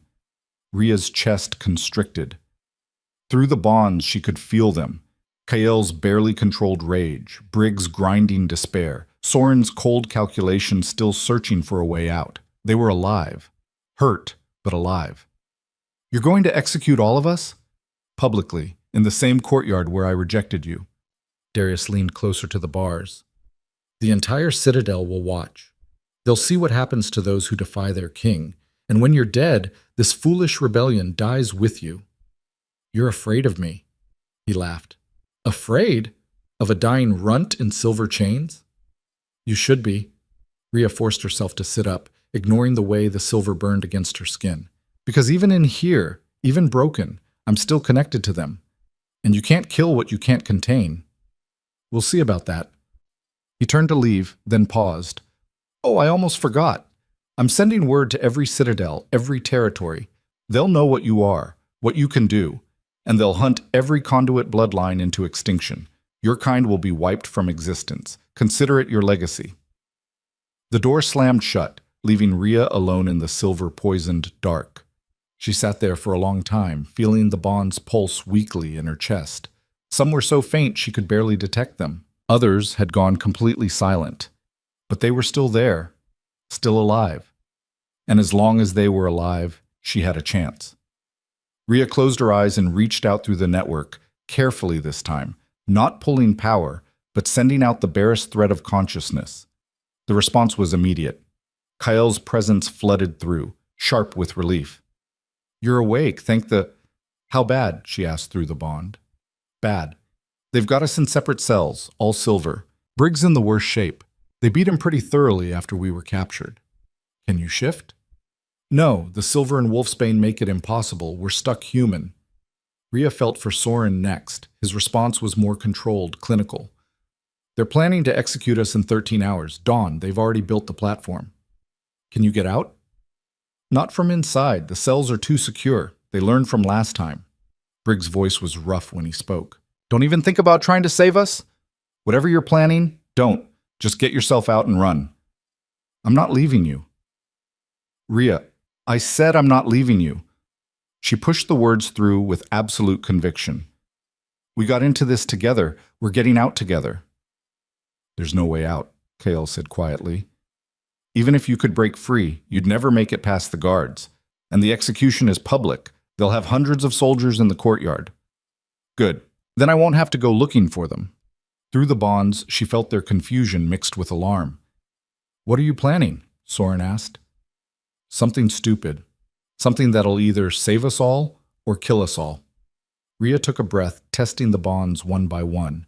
17 were still functioning. 17 wolves scattered across the wildlands, most injured, all terrified. But I need you to trust me. We trust you, Briggs said immediately. Then be ready. When the time comes, I'm going to need everything you've got. She withdrew from the bond before they could ask more questions. She needed to save her strength, because what she was about to try had never been done before. Mira hadn't taught her this. She'd barely hinted it was possible. But Rhea had felt it during the explosion, the moment when she'd forced bonds with dozens of soldiers simultaneously. It had nearly killed her, yes, but it had also shown her something. The bonds weren't just connections between individuals. They were doorways. And if she could force them open, she could reach anyone, everyone. The Citadel held thousands of wolves. Most were loyal to Darius, conditioned from birth to obey the Alpha's will. But beneath that loyalty was something else. Fear, resentment, anger at a system that treated them as disposable. She'd seen it in the lower ranks, heard it in whispered conversations, felt it in the way soldiers flinched when Darius walked past. The Citadel was a powder keg. It just needed a spark. Rhea started small. She couldn't force bonds from inside the silver cell. The poison blocked her abilities too effectively. But she could prepare. She spent the next hours meditating, pulling energy through the existing bonds in tiny amounts, cycling it back out, building the pattern stronger. The 17 bonded wolves felt her working and began feeding her strength without being asked. Somewhere in the wildlands, her network was rebuilding itself. Footsteps approached. Multiple guards this time. The cell door opened. 6 soldiers entered, all heavily armed, silver weapons ready. "On your feet," one commanded. "The king wants you moved to the courtyard early. Make sure the platform's properly tested." They hauled her up roughly, keeping their distance like she might explode again. The silver chains cut into her wrists, but she didn't resist. Let them think she was broken. They dragged her through corridors she remembered from her escape, past the servant quarters, through the main halls where wolves stopped to stare, some with hatred, some with fear, a few with something that looked almost like hope. The courtyard was exactly as she remembered. Black stone, high walls, the platform where Darius had rejected her now rebuilt and expanded. 3 stakes had been added, one for her, one for each general. Dawn was maybe 2 hours away. The sky was still dark, but torches had been lit around the perimeter, casting everything in harsh orange light. The guards chained her to the center stake. The silver burned through her clothes, searing her skin. She gritted her teeth and didn't scream. "Comfortable?" one guard sneered. Rhea didn't answer. They left her there, posting sentries at every exit. Alone on the platform, she tested the chains. Solid, unbreakable. She wasn't getting free through physical strength. Good thing that wasn't the plan. An hour passed. Wolves began filing into the courtyard, hundreds of them, just like Kael had predicted. Soldiers, servants, craftsmen. The entire Citadel population forced to witness what happened to traitors. Rhea watched them gather, studying faces, reading body language. She was looking for something specific. There, a young soldier near the back. Barely more than a boy, his hands shaking as he gripped his spear. She could see it in his stance. He didn't want to be here. And there, a female servant with scars on her arms and hatred in her eyes. Not hatred for Rhea, for something else. And there, and there, and there. Dozens of them, maybe hundreds. Wolves who'd been beaten down, used up, discarded by a system that valued strength over everything else. Just like her. The 3 generals were brought out next, each chained to their stake. They looked worse than she'd expected, bruised, bloodied, barely able to stand, but their eyes were alert, tracking everything. Kael's gaze found hers. Through the bond, he asked, "Now?" "Not yet. Wait for my signal." Darius appeared on a balcony overlooking the courtyard. He was dressed in ceremonial armor, silver and black, designed to catch the torchlight and make him look untouchable. "Citizens of Thornhold," his voice boomed across the courtyard. "You're here to witness justice. These 4 stood against your king. They betrayed their oaths. They spread corruption and chaos, and now they will pay the price." The crowd was silent. Not agreement, just fear. At dawn, they will be executed, and their deaths will remind you all. There is no power greater than the Alpha's will, no bond stronger than your loyalty to this citadel. He gestured to a guard. Bring the silver blade. A sword was presented, pure silver, etched with runes meant to prevent healing. One cut from that, and even an alpha would die. Darius descended to the courtyard, the crowd parting before him like water. He approached the platform, the sword gleaming in his hand. "I'll start with the runt," he said. "Let her watch her bonded die first. Let her feel every death through those precious connections." He raised the sword toward Kael. Rhea reached out through the bonds and pulled. Not from the 17 wolves in the wildlands, not from her 3 generals. From everyone. Every wolf in the courtyard. Every soldier. Every servant. Every scared, angry, resentful soul who'd ever been cast aside by Darius's regime. She forced the bonds open. The courtyard exploded with psychic energy. Wolves screamed, some collapsed. Others grabbed their heads, overwhelmed by the sudden connection flooding their minds. Darius stumbled, the sword falling from his grip. "What?" Rhea spoke, and her voice echoed through every bond simultaneously, reaching hundreds of minds at once. "You've been told you're weak, that you're worthless, that the only thing that matters is power and dominance and blind obedience. But it's a lie." She could feel them now. All of them, their thoughts and fears and desperate hopes tangled with her own. The bonds weren't clean like the ones she'd formed carefully. They were raw, forced, painful, but they held. "You're not weak. You're survivors. Every one of you has endured things that would break lesser wolves. You've lived under a tyrant who treats you like tools to be used and thrown away. And you've had enough." Through the network, she felt resistance, confusion, but also recognition, because she was right, and they knew it. "I'm offering you a choice, the same choice I offered the rogues in the wildlands. Join me. Not because you have to, not because you're forced, but because you choose to. Because together, we can tear down everything that's kept you in chains." Darius was shouting orders, but his soldiers weren't moving. They were too overwhelmed by the bonds, by feeling hundreds of other minds pressed against their own. "Or," Rhea continued, "you can stay loyal to a king who would kill you without hesitation the moment you stopped being useful. The choice is yours." For a moment, nothing happened. Then the young soldier near the back, the one who'd been shaking, dropped his spear. The female servant stepped forward, and like a dam breaking, dozens more moved. They didn't attack. They didn't fight. They just chose. The bond solidified. One by one by one. 50, 100, more. Each new bond added strength to the network, and Rhea pulled power from them all, cycling it back out in the pattern Mira had taught her. The energy built, amplified, became something sustainable. The silver chains around her wrists shattered. She stood, her whole body blazing with channeled power, and the courtyard fell silent. Darius backed away, his face twisted with disbelief. "This isn't possible. You can't—" "I just did." Rhea gestured, and the chains holding her 3 generals exploded into fragments. They stumbled forward, free, and she caught them with the bond, pushing healing energy through the connections until they could stand on their own. "Kill her!" Darius screamed at his remaining soldiers. "Kill them all!" Maybe half the soldiers moved to obey. The others stood frozen, torn between ingrained loyalty and the new bonds pulling them in a different direction. The courtyard erupted into chaos. Bonded soldiers threw down their weapons. Unbonded soldiers attacked. Servants scattered. The carefully ordered execution became a full-scale battle in seconds. Kael shifted first, his wolf form lean and furious. He tore into the nearest attacking soldier with savage efficiency. Brig followed, his massive form crushing 2 soldiers under his weight. Soren stayed human, his blades flashing as he moved through the chaos like a ghost. And Rhea stood at the center of it all, directing the bonded wolves through the network.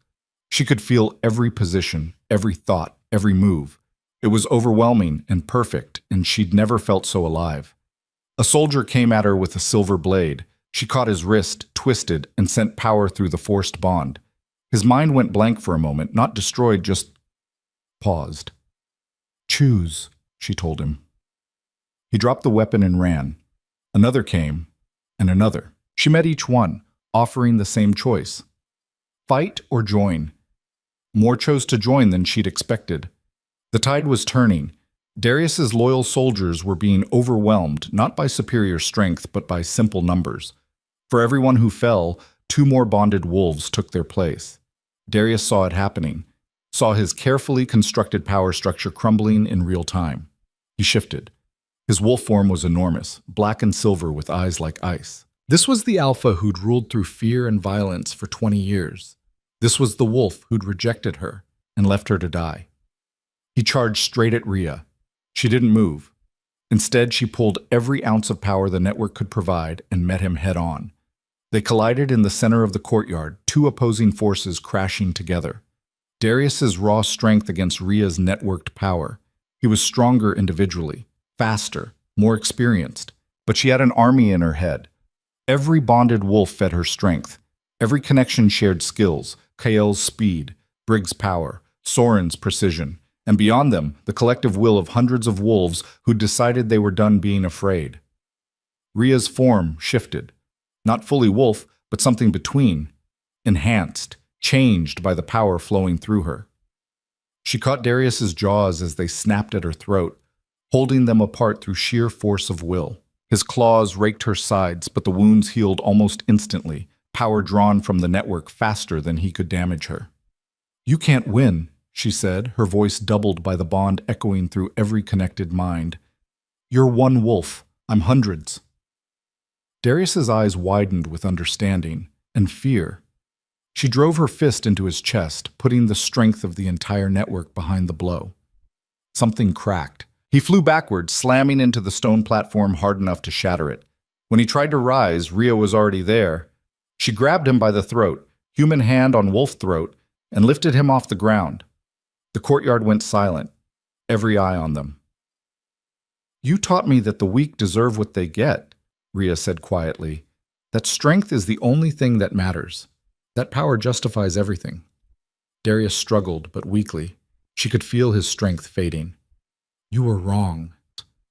She could kill him. It would be easy. The network pulsed with the desire for it, hundreds of wolves who'd suffered under his rule wanting justice, but that would make her just like him. Instead, she threw him to the ground and severed every bond he'd ever formed, cutting him off from pack and power and everything that had made him king. "You're exiled," she said, "alone, just like you made me. Let's see how you survive." Darius lay there gasping, suddenly just a man. Not a king, not an alpha. Nobody.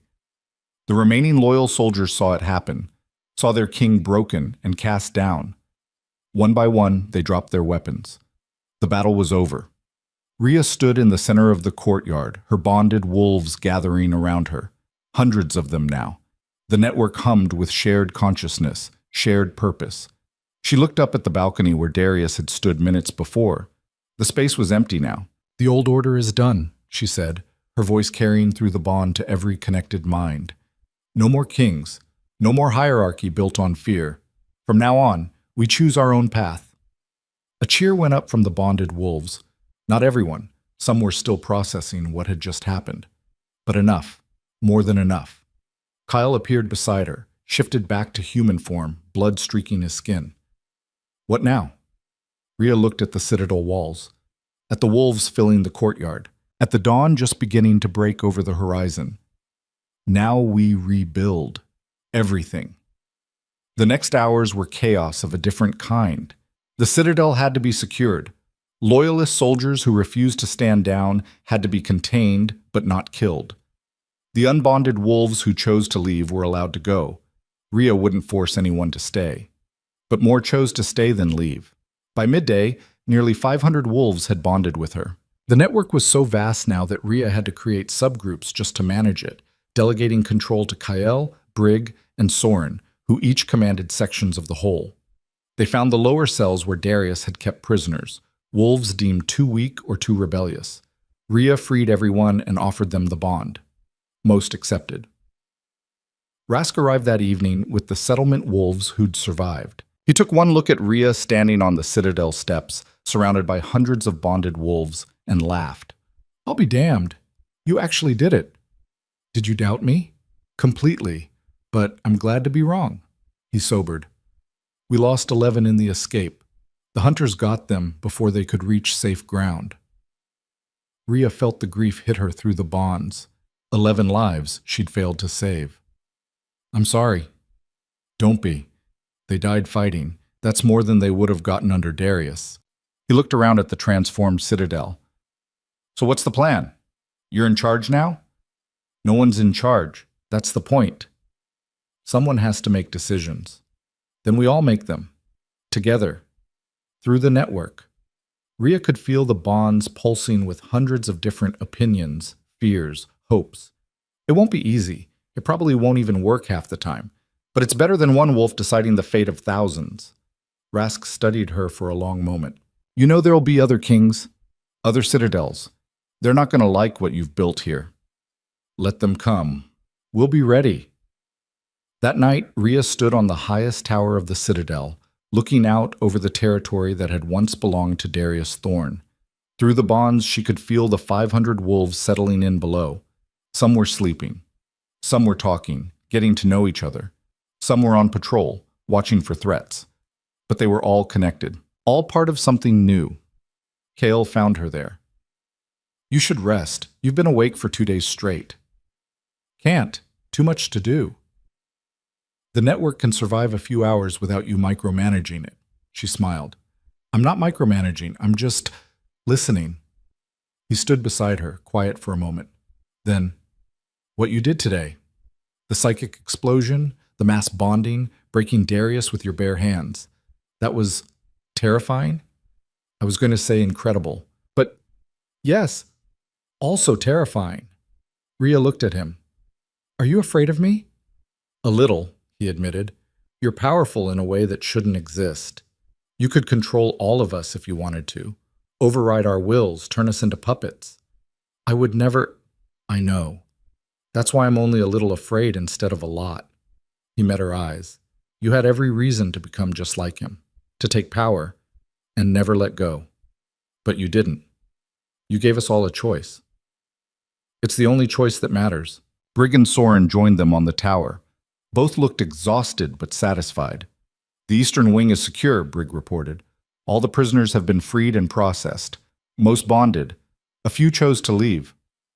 The armory is locked down, Soren added, and I've posted bonded guards on every entrance. No one gets in or out without us knowing. Good. Rhea took a breath. Tomorrow we start restructuring. No more hierarchy. No more ranks.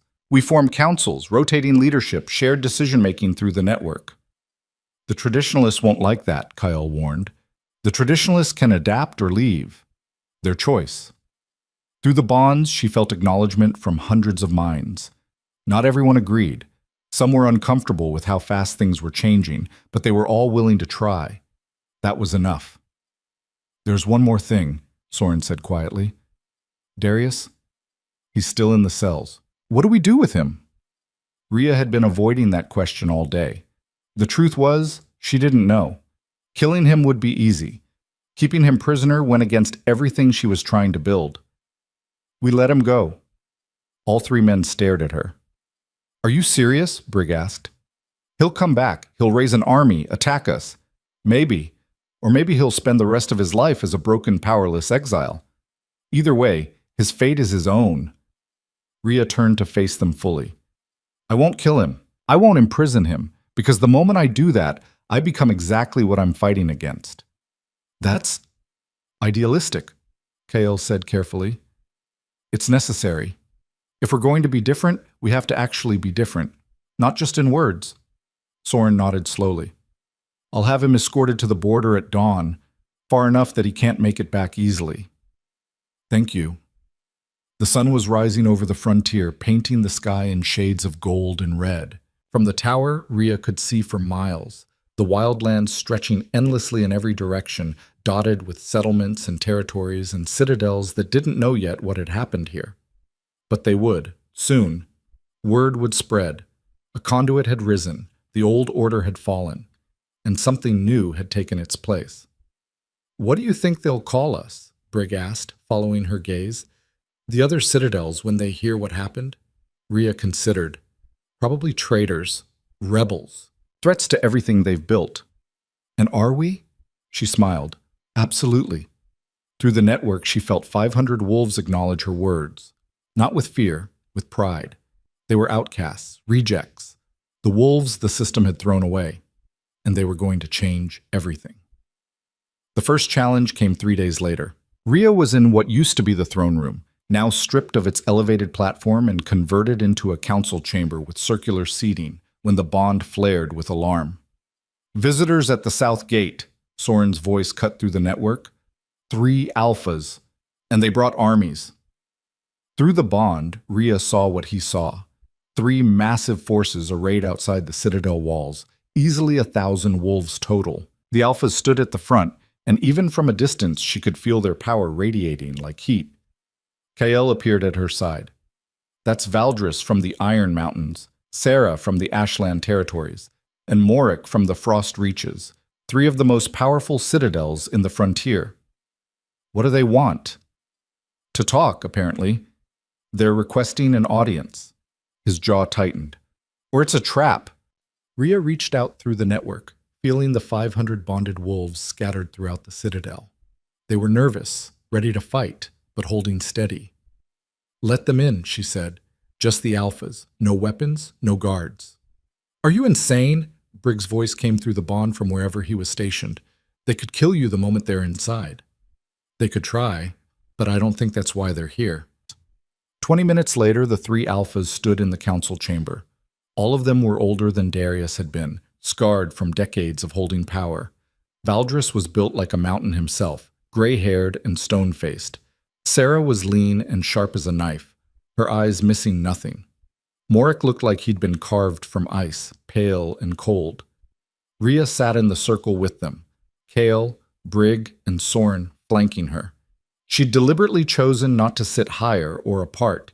Everyone was equal here. Valdris spoke first, his voice like grinding rocks.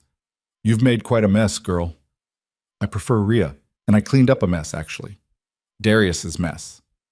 By overthrowing the natural order, by creating bonds that shouldn't exist, by turning loyal wolves against their king, Sarah leaned forward. Do you understand what you've done? The precedent you've set? I freed wolves who were being used and discarded. I gave them a choice. Choice. Morik's laugh was bitter. You forced bonds with hundreds of wolves simultaneously. Some of them are still recovering from the psychic trauma. That's not choice. That's violence. Rhea felt the accusation like a slap, partly because it was true. The mass bonding in the courtyard had been brutal, forced, necessary, but not gentle. You're right, she said quietly. What I did in the courtyard was violent. I forced connections that should have formed naturally. Some wolves are still suffering from it. She met each alpha's eyes in turn. But I also offered every single one of them the chance to sever the bond afterward, to walk away. And you know how many took that option? How many? Valdris asked. 17 out of 563. Rhea let that sink in. The rest chose to stay, even knowing what I'd done. Even with the trauma, they chose this over what they had before. Silence filled the chamber. That doesn't change the fundamental problem, Sarah said. You've created a network that allows one wolf to control hundreds. That's more dangerous than any king we've ever seen. I'm not controlling them. I'm connected to them. There's a difference. Is there? Can you prove it? Rhea stood and opened herself fully to the network, letting the bonds blaze visible through psychic resonance. All 3 alphas flinched, feeling the edges of it. Watch, she said. Through the network, she posed a question to every bonded wolf. Should we allow these 3 alphas to leave peacefully, or should we detain them as threats? The responses flooded back instantly. Some wanted detention, some wanted peace, some were undecided, but they were all individual voices, all making their own choices. Rhea showed the alphas the responses through the bond connection. I don't control them. I can feel them, guide them, share strength with them. But they think for themselves. They choose for themselves. Then you're weaker than a traditional pack, Morik said. Decisions by committee, chaos instead of order. You'll fall apart the moment you face real pressure. Maybe, or maybe we'll be stronger because we're not held together by fear. Valdris stood, his massive frame towering over the seated circle. You haven't answered the real question. What do you want, Rhea Varen? Why did you do all this? Rhea thought about it, about the courtyard and the rejection and the pain that had nearly killed her, about running through the wild lands, hunted and desperate, about the moment she'd decided to stop running and start fighting back. I want every wolf who's been called weak or worthless or a runt to know they're not. I want a world where you don't have to be the strongest or the most vicious to survive. I want to tear down the systems that made wolves like Darius possible in the first place. That's rebellion, Sarah said flatly. No, that's revolution. The three alphas exchanged looks. You're asking us to stand by while you dismantle everything we've built, Valdris said. I'm not asking for anything. You came here. What do you want? Another silence, heavier this time. Finally, Mork spoke. We want to know if you're going to come for our citadels next. If you're going to try to spread this network by force. I'm not going to force anyone, but if wolves come to me asking for bonds, asking to join, I won't turn them away. Rhea met his icy gaze. And if you try to stop them, if you punish wolves just for wanting something different, then yes, I'll come for you. That's a declaration of war, Sarah said. That's a promise of protection. The tension in the room was thick enough to cut. Through the network, Rhea felt her bonded wolves preparing for violence, felt Kael's hand moving toward his weapon, felt Soren calculating attack vectors. Then Valdris did something unexpected. He laughed. It was a deep, genuine sound that seemed to shake the walls. You've got spine, girl. I'll give you that. It's Rhea. Rhea, he corrected, still chuckling. You remind me of someone. My daughter, actually. She died 20 years ago in a challenge for alpha status. Wasn't strong enough to win, wasn't weak enough to survive losing. His expression sobered. She would have loved what you're building here. I'm sorry for your loss. Don't be. It was the system working as intended. But maybe... He looked at the other two alphas. Maybe the system is the problem. Sarah's eyes narrowed. You're not suggesting... I'm suggesting we watch. We wait. We see if this experiment of hers actually works. Valdris turned back to Rhea. You get 1 year. Prove you can maintain this network without it collapsing into chaos. Prove wolves can choose their own way without everything falling apart. Do that, and we'll consider treaties. And if I fail, then we come back with our armies and restore order, the traditional way. It wasn't an alliance, but it wasn't war either. It was a chance. 1 year, Rhea agreed.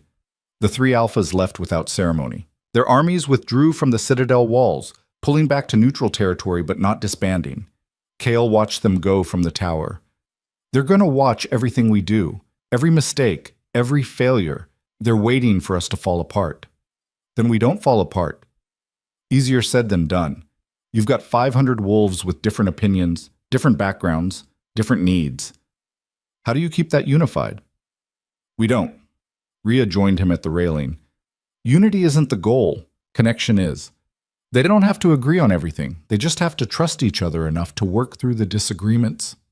And if they can't, then Valdris was right, and this was all a mistake. She felt the network pulsing in her chest, hundreds of individual threads woven together. But I don't think it is. The next months tested that belief to its absolute limit. Integrating 500 wolves from wildly different backgrounds turned out to be exponentially harder than overthrowing a tyrant. The bonded wolves argued constantly, about everything from food distribution to guard rotations to what to do with Darius's old throne. Rhea spent more time mediating disputes than sleeping. The network helped, allowing instant communication across the entire citadel, but it also meant everyone's grievances flooded her consciousness constantly. Some wolves wanted stricter rules, others wanted complete freedom. Some wanted to rebuild the hierarchy with Rhea at the top. Others rejected any form of leadership entirely. It was messy, chaotic, exhausting, but it was also working. Slowly, structures emerged, not hierarchies, but networks of cooperation. Wolves with similar skills formed groups, hunters, builders, healers. They rotated leadership weekly, shared knowledge freely, made decisions collectively. The energy cycle that Mira had taught Rhea became the foundation of everything. Power flowed constantly through the network, never pooling in one place, always moving. When someone was injured, strength flooded to them from dozens of sources. When someone was exhausted, others carried their burden. It was inefficient compared to a traditional pack. But it was resilient in ways traditional packs could never be. 2 months in, a group of unbonded wolves from a collapsed citadel appeared at the gates. 50 of them, Refugees fleeing violence, looking for sanctuary. Rhea offered them the bond. 20 accepted immediately. The other 30 wanted to wait, to see if this place was real before committing. She let them stay anyway. Word spread. More refugees came. Then deserters from other citadels, sick of the constant challenges and power struggles. Then exiles who'd been cast out for being too weak or too different. The network grew to 700, then 800, then 1,000.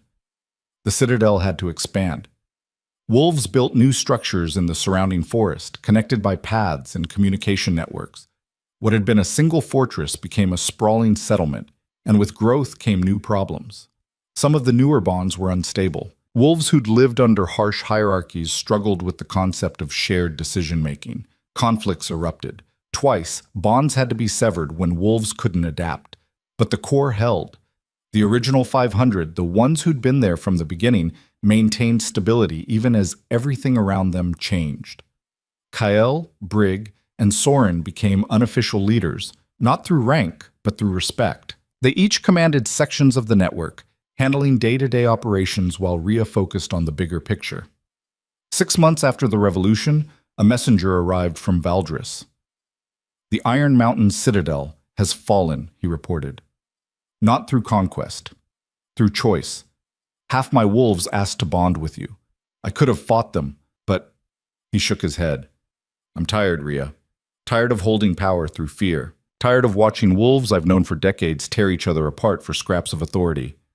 "What are you asking for?" "A bond. If you'll have me." Rhea stared at him. Valdris was one of the most powerful alphas in the frontier.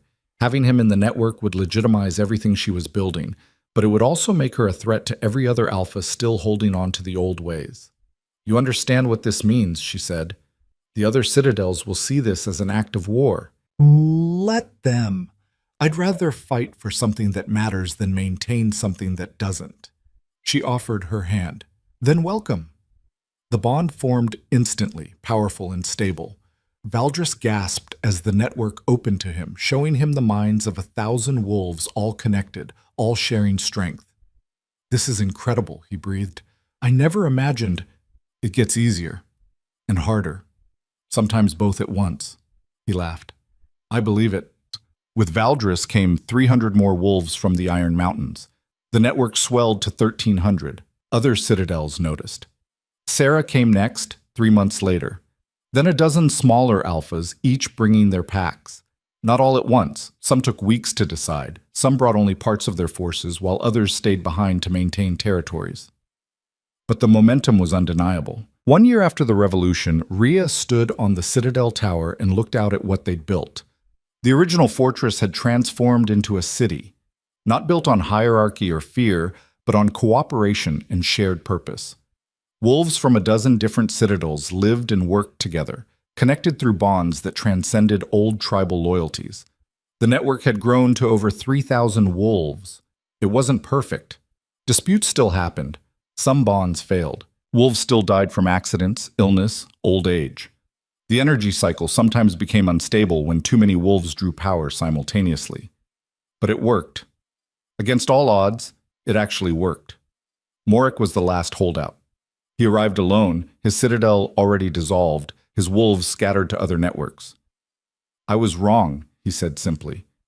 "I thought strength meant standing alone, being untouchable, unbreakable." He looked tired, older than when Rhea had first met him. "But you've shown me something different, strength through connection, through vulnerability, through trust. It's not easy. Nothing worth doing is." He met her eyes. "I'd like to join. If you'll have me." Rhea offered the bond, and Morik became the last of the original 3 alphas to join the network. That night, the entire settlement celebrated. Wolves gathered in the central courtyard, the same courtyard where Darius had rejected her, where she'd nearly died, and shared food, stories, laughter. Rhea moved through the crowd, feeling the bond's pulse with joy and connection. She stopped to talk with wolves she'd freed from cells, wolves who'd fled from violence, wolves who'd chosen this path because they believed in something better. Rask found her near the edge of the gathering. "Never thought I'd see the day. 3,000 wolves, all bonded, all choosing to be here." "Did you doubt me again?" "Always." He grinned. "But I'm glad to be wrong." Again, Lissa approached, the old female wolf who'd been one of the first to bond back in the settlement. The council wants to know what happens now. We've accomplished what seemed impossible. Where do we go from here? It was a good question. They'd torn down the old system, built something new. But for what purpose? Rhea thought about the runt she'd been a year ago, dying in the rain, rejected and alone. She thought about every wolf who'd been called worthless, every life crushed under the weight of a system that valued strength over everything else. We spread, she said, not through conquest, through choice. We open our borders to anyone who wants something different. We build connections with other settlements, other territories. We prove that there's another way to live. Some will resist, Soren said, joining them. Some alphas will see us as a threat and attack. Then we defend ourselves. But we don't attack first. We don't force anyone to join. We just exist and let our existence challenge everything they think they know about power. Through the network, she felt acknowledgement from 3,000 minds. Not uniform agreement. There were still debates, still disagreements about tactics and strategy, but a shared commitment to the core idea. They were building something that had never existed before, a pack not bound by territory or bloodline or hierarchy. A network of wolves who chose each other day after day because they believed in what they were creating together. Kyle appeared beside her, watching the celebration. You know historians are going to write about this. The runt who overthrew a king, the conduit who changed the frontier. I hope they get it right. What do you mean? I hope they write about all of us, not just me. About Brig and Soren and you. About Rask and Lisa and Valdris and every single wolf who chose to join. Because this isn't about one person. It never was. Tell that to the 3,000 wolves who bonded with you specifically. Rhea smiled. They didn't bond with me because I'm special. They bonded because I gave them what everyone wants, a choice, a chance to be part of something bigger than themselves without losing themselves in the process. The celebration continued into the early morning. Wolves danced, sang, shared stories of where they'd come from and what they hoped to build. The network pulsed with warmth and connection and genuine joy. But as dawn approached, Rhea felt something else through the bonds. A flicker of warning from the wolves on patrol. She found Brig near the eastern gate. What is it? Messenger from the Shadow Peak Citadel. Says their alpha wants to meet. Alone. Shadow Peak? Rhea searched her memory. That's one of the largest citadels still operating under the old system. One of the harshest, too. Alpha Kristoff rules through absolute terror, makes Darius look gentle by comparison. Brig's expression was grim. This could be a trap. Or it could be a genuine attempt at dialogue. You can't possibly trust. I don't. But I have to at least listen. She agreed to meet Kristoff at neutral ground, a clearing halfway between their territories. She brought Kyle, Brig, and Soren, plus 20 bonded wolves as a precaution.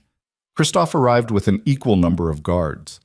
He was massive, even for an alpha, with scars covering every visible inch of skin and eyes like chips of black ice.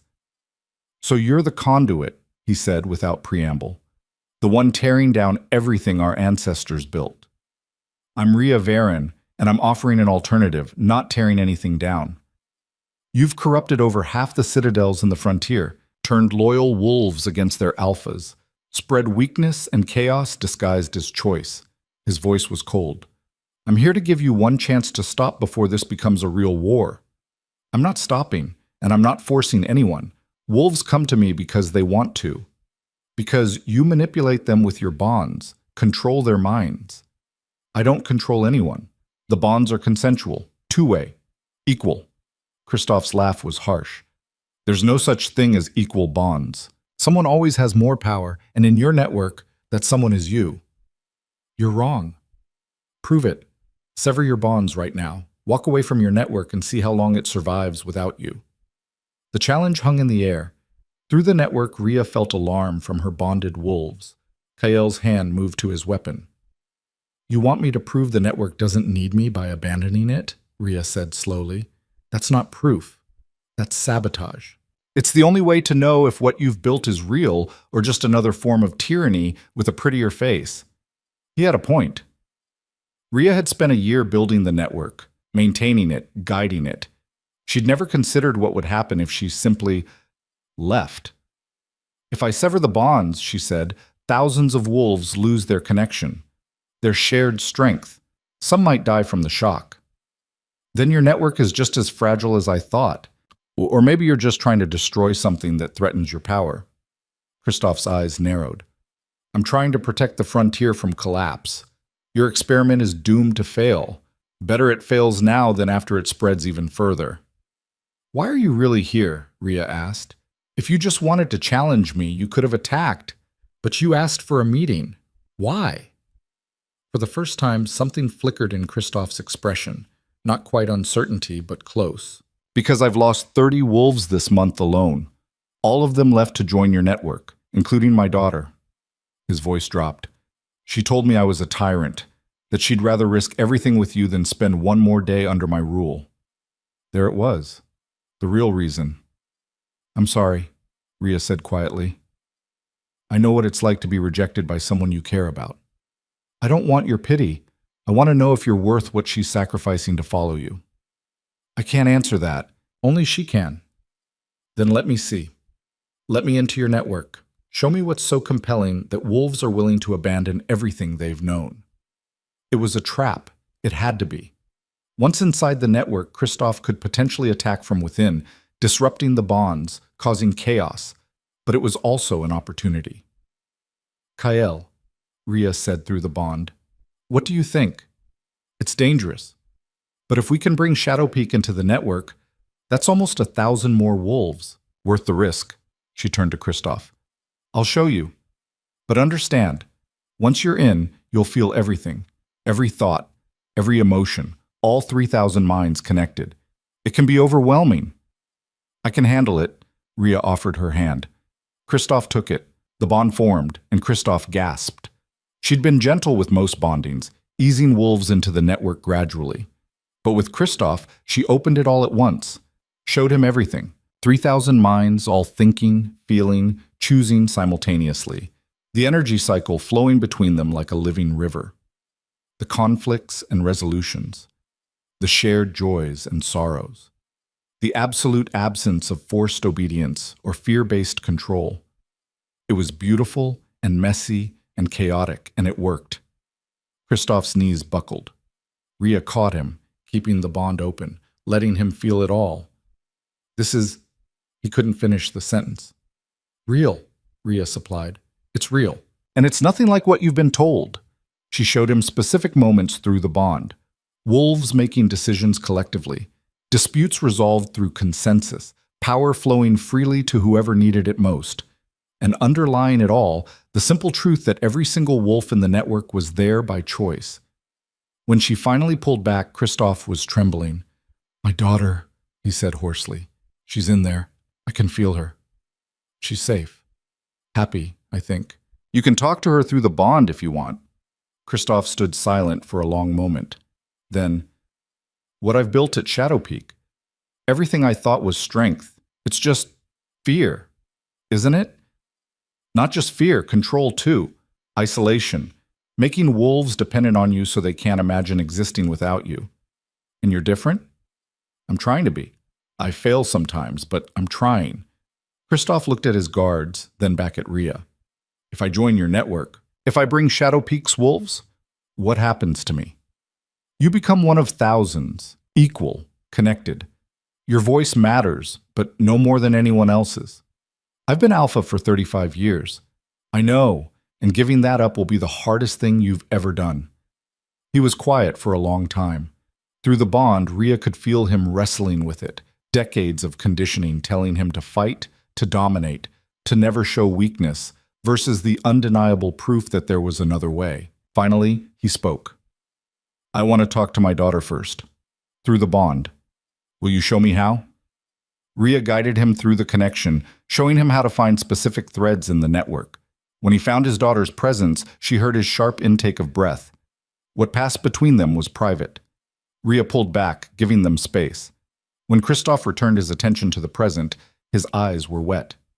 She says I've changed, that she can feel it through the bond, that I'm already different than I was 10 minutes ago. He looked at Rhea with something like wonder. Is that what this does? Changes us? It shows us what we could be, what we are when we're not trying to control everything. Kristoff held out his hand. Shadow Peak joins the network, not because I'm forcing them, because I'm choosing this. And I'll trust them to make their own choices. The bond solidified, stronger than before. And through it, Rhea felt Shadow Peak's wolves, all 900 of them, as Kristoff opened the connection to his entire citadel. Not all of them joined immediately. Some were confused, some resisted, but most felt the change in their alpha and chose to follow. By sunset, the network held 4,700 wolves. The frontier would never be the same. 3 years after the revolution, Rhea stood in what had once been Thornhold Citadel and was now simply called the Heart. The fortress had been transformed beyond recognition. Walls had been torn down, replaced with open structures that flowed into the surrounding forest. What had been a monument to power and domination was now a living, breathing community where wolves from across the frontier came to learn, to connect, to grow. The network had spread to 23 former citadels. Over 12,000 wolves were bonded, sharing strength and knowledge and purpose. It wasn't perfect. Bonds still failed sometimes. Wolves still argued, still struggled, still made mistakes. The energy cycle sometimes became unstable under extreme stress. And there were still alphas in the far reaches of the frontier who viewed the network as an existential threat. But it endured. Rhea was different too. The constant connection to thousands of minds had changed her in ways she was still discovering.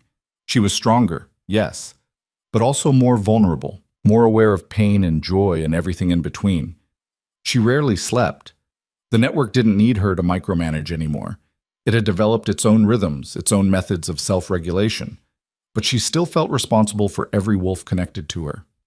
Kale found her on the tower at dawn, watching the sun rise over the settlement. "You're thinking too much again," he said. "Someone has to." "No, they don't. That's the whole point of the network. Shared burden, shared everything." He stood beside her.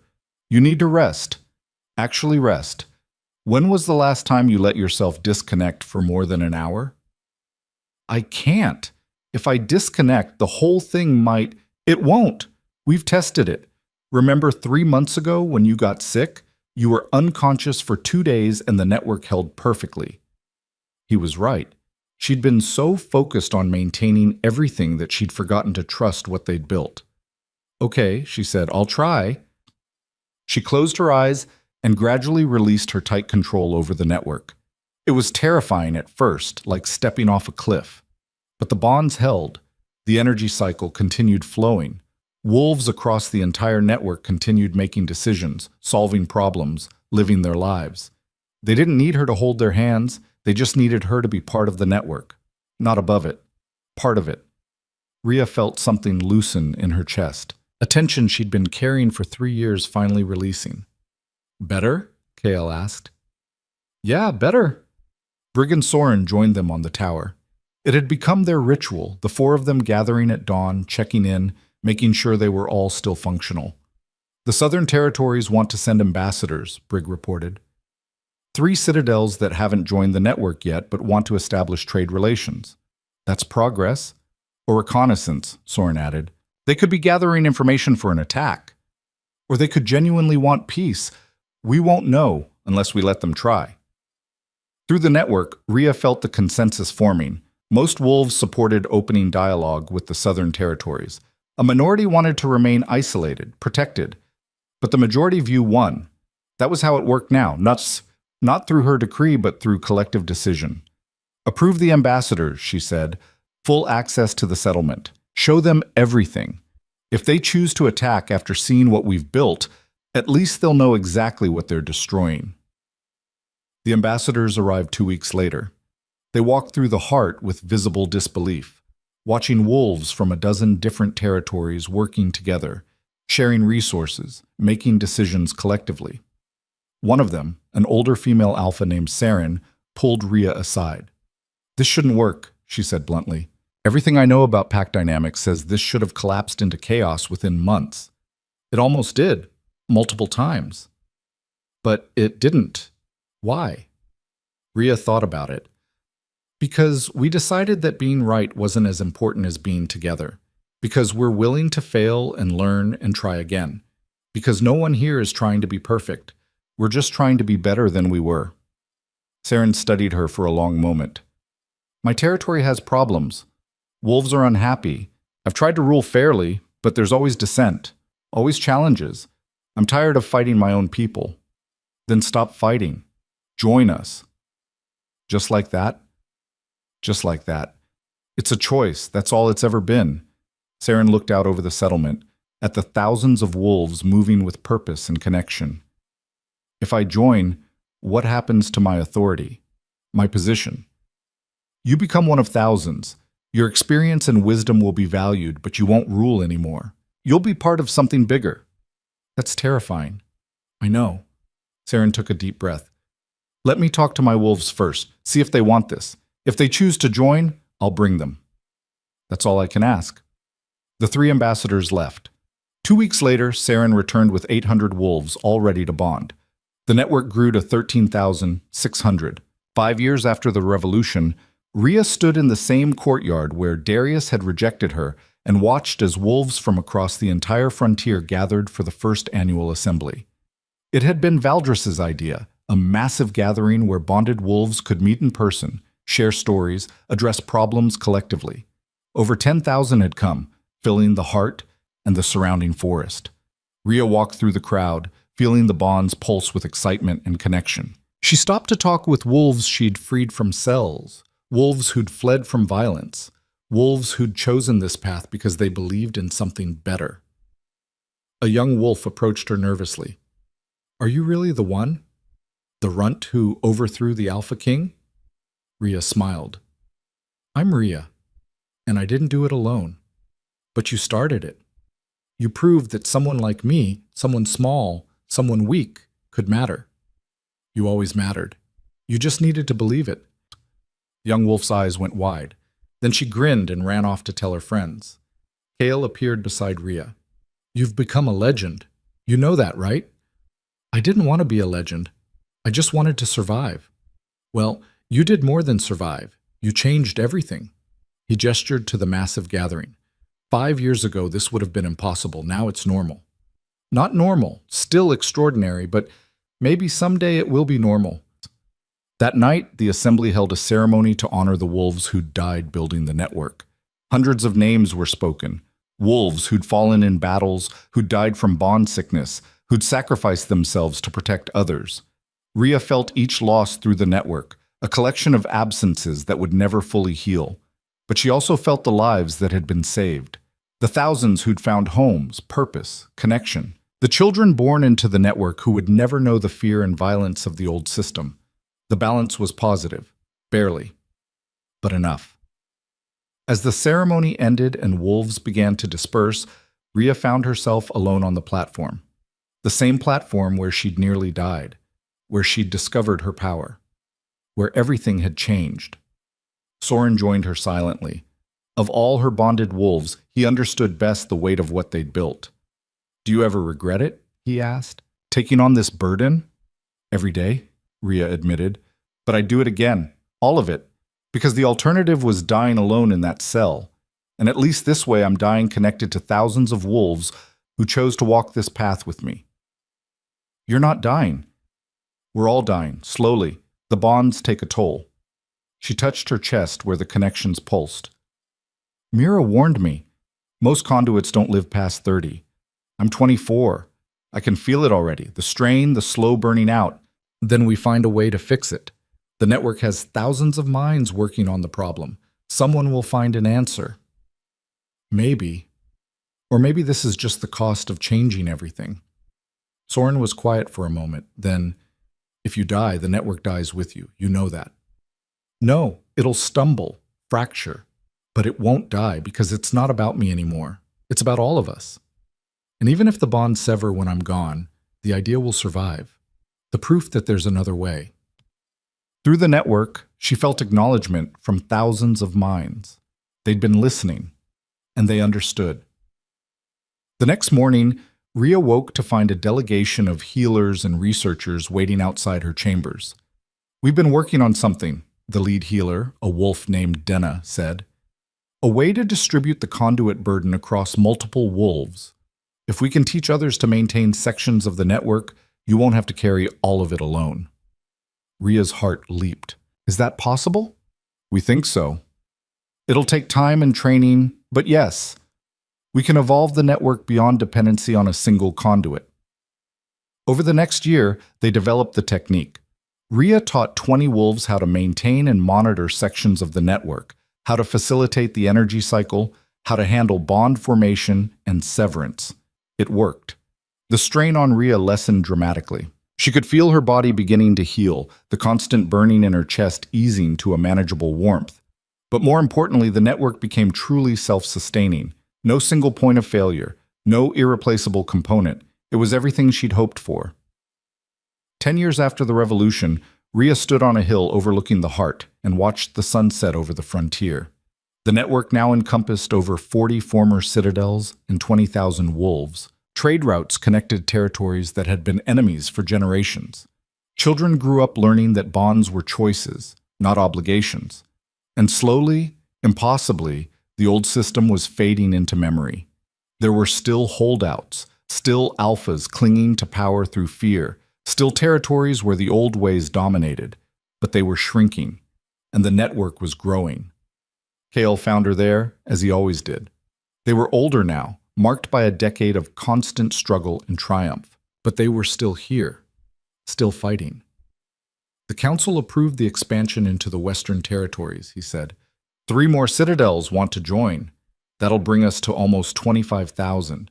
Crazy, isn't it? I remember when it was just 4 of us running through the forest, thinking we'd be dead by morning. Ria laughed. We should have been. By every reasonable measure, we should have died a dozen times over. But we didn't, because you taught us that impossible just means no one's tried hard enough yet. Through the network, Ria felt the pulse of 20,000 wolves, each one unique, each one choosing to be part of something larger than themselves. It wasn't perfect. It never would be. But it was real. And it was theirs. Brig and Soren joined them on the hill. The 4 original bonds, still connected after all these years, still fighting for the world they'd decided to build. What do you think happens next? Brig asked. We've changed the frontier, but there are other lands beyond the mountains. Other territories we haven't reached. Then we reach them, Ria said simply. Not through conquest, through connection. We show them what's possible and let them choose. And if they choose differently, then we respect that choice. We can't force everyone to believe in what we've built, but we can prove it's worth believing in. The sun disappeared below the horizon, and stars began to emerge. In the settlement below, lights flickered to life. Thousands of wolves gathering for the evening meal, sharing stories, building relationships. Ria had been a runt, a reject, a wolf who should have died in that courtyard 10 years ago.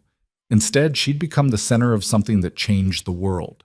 Not because she was strong, not because she was special, but because she'd been broken enough to imagine something different and brave enough to build it. Through the network, she felt the acknowledgement of 20,000 wolves, not worship, not obedience, just connection, choice, trust. And that was enough. That was everything.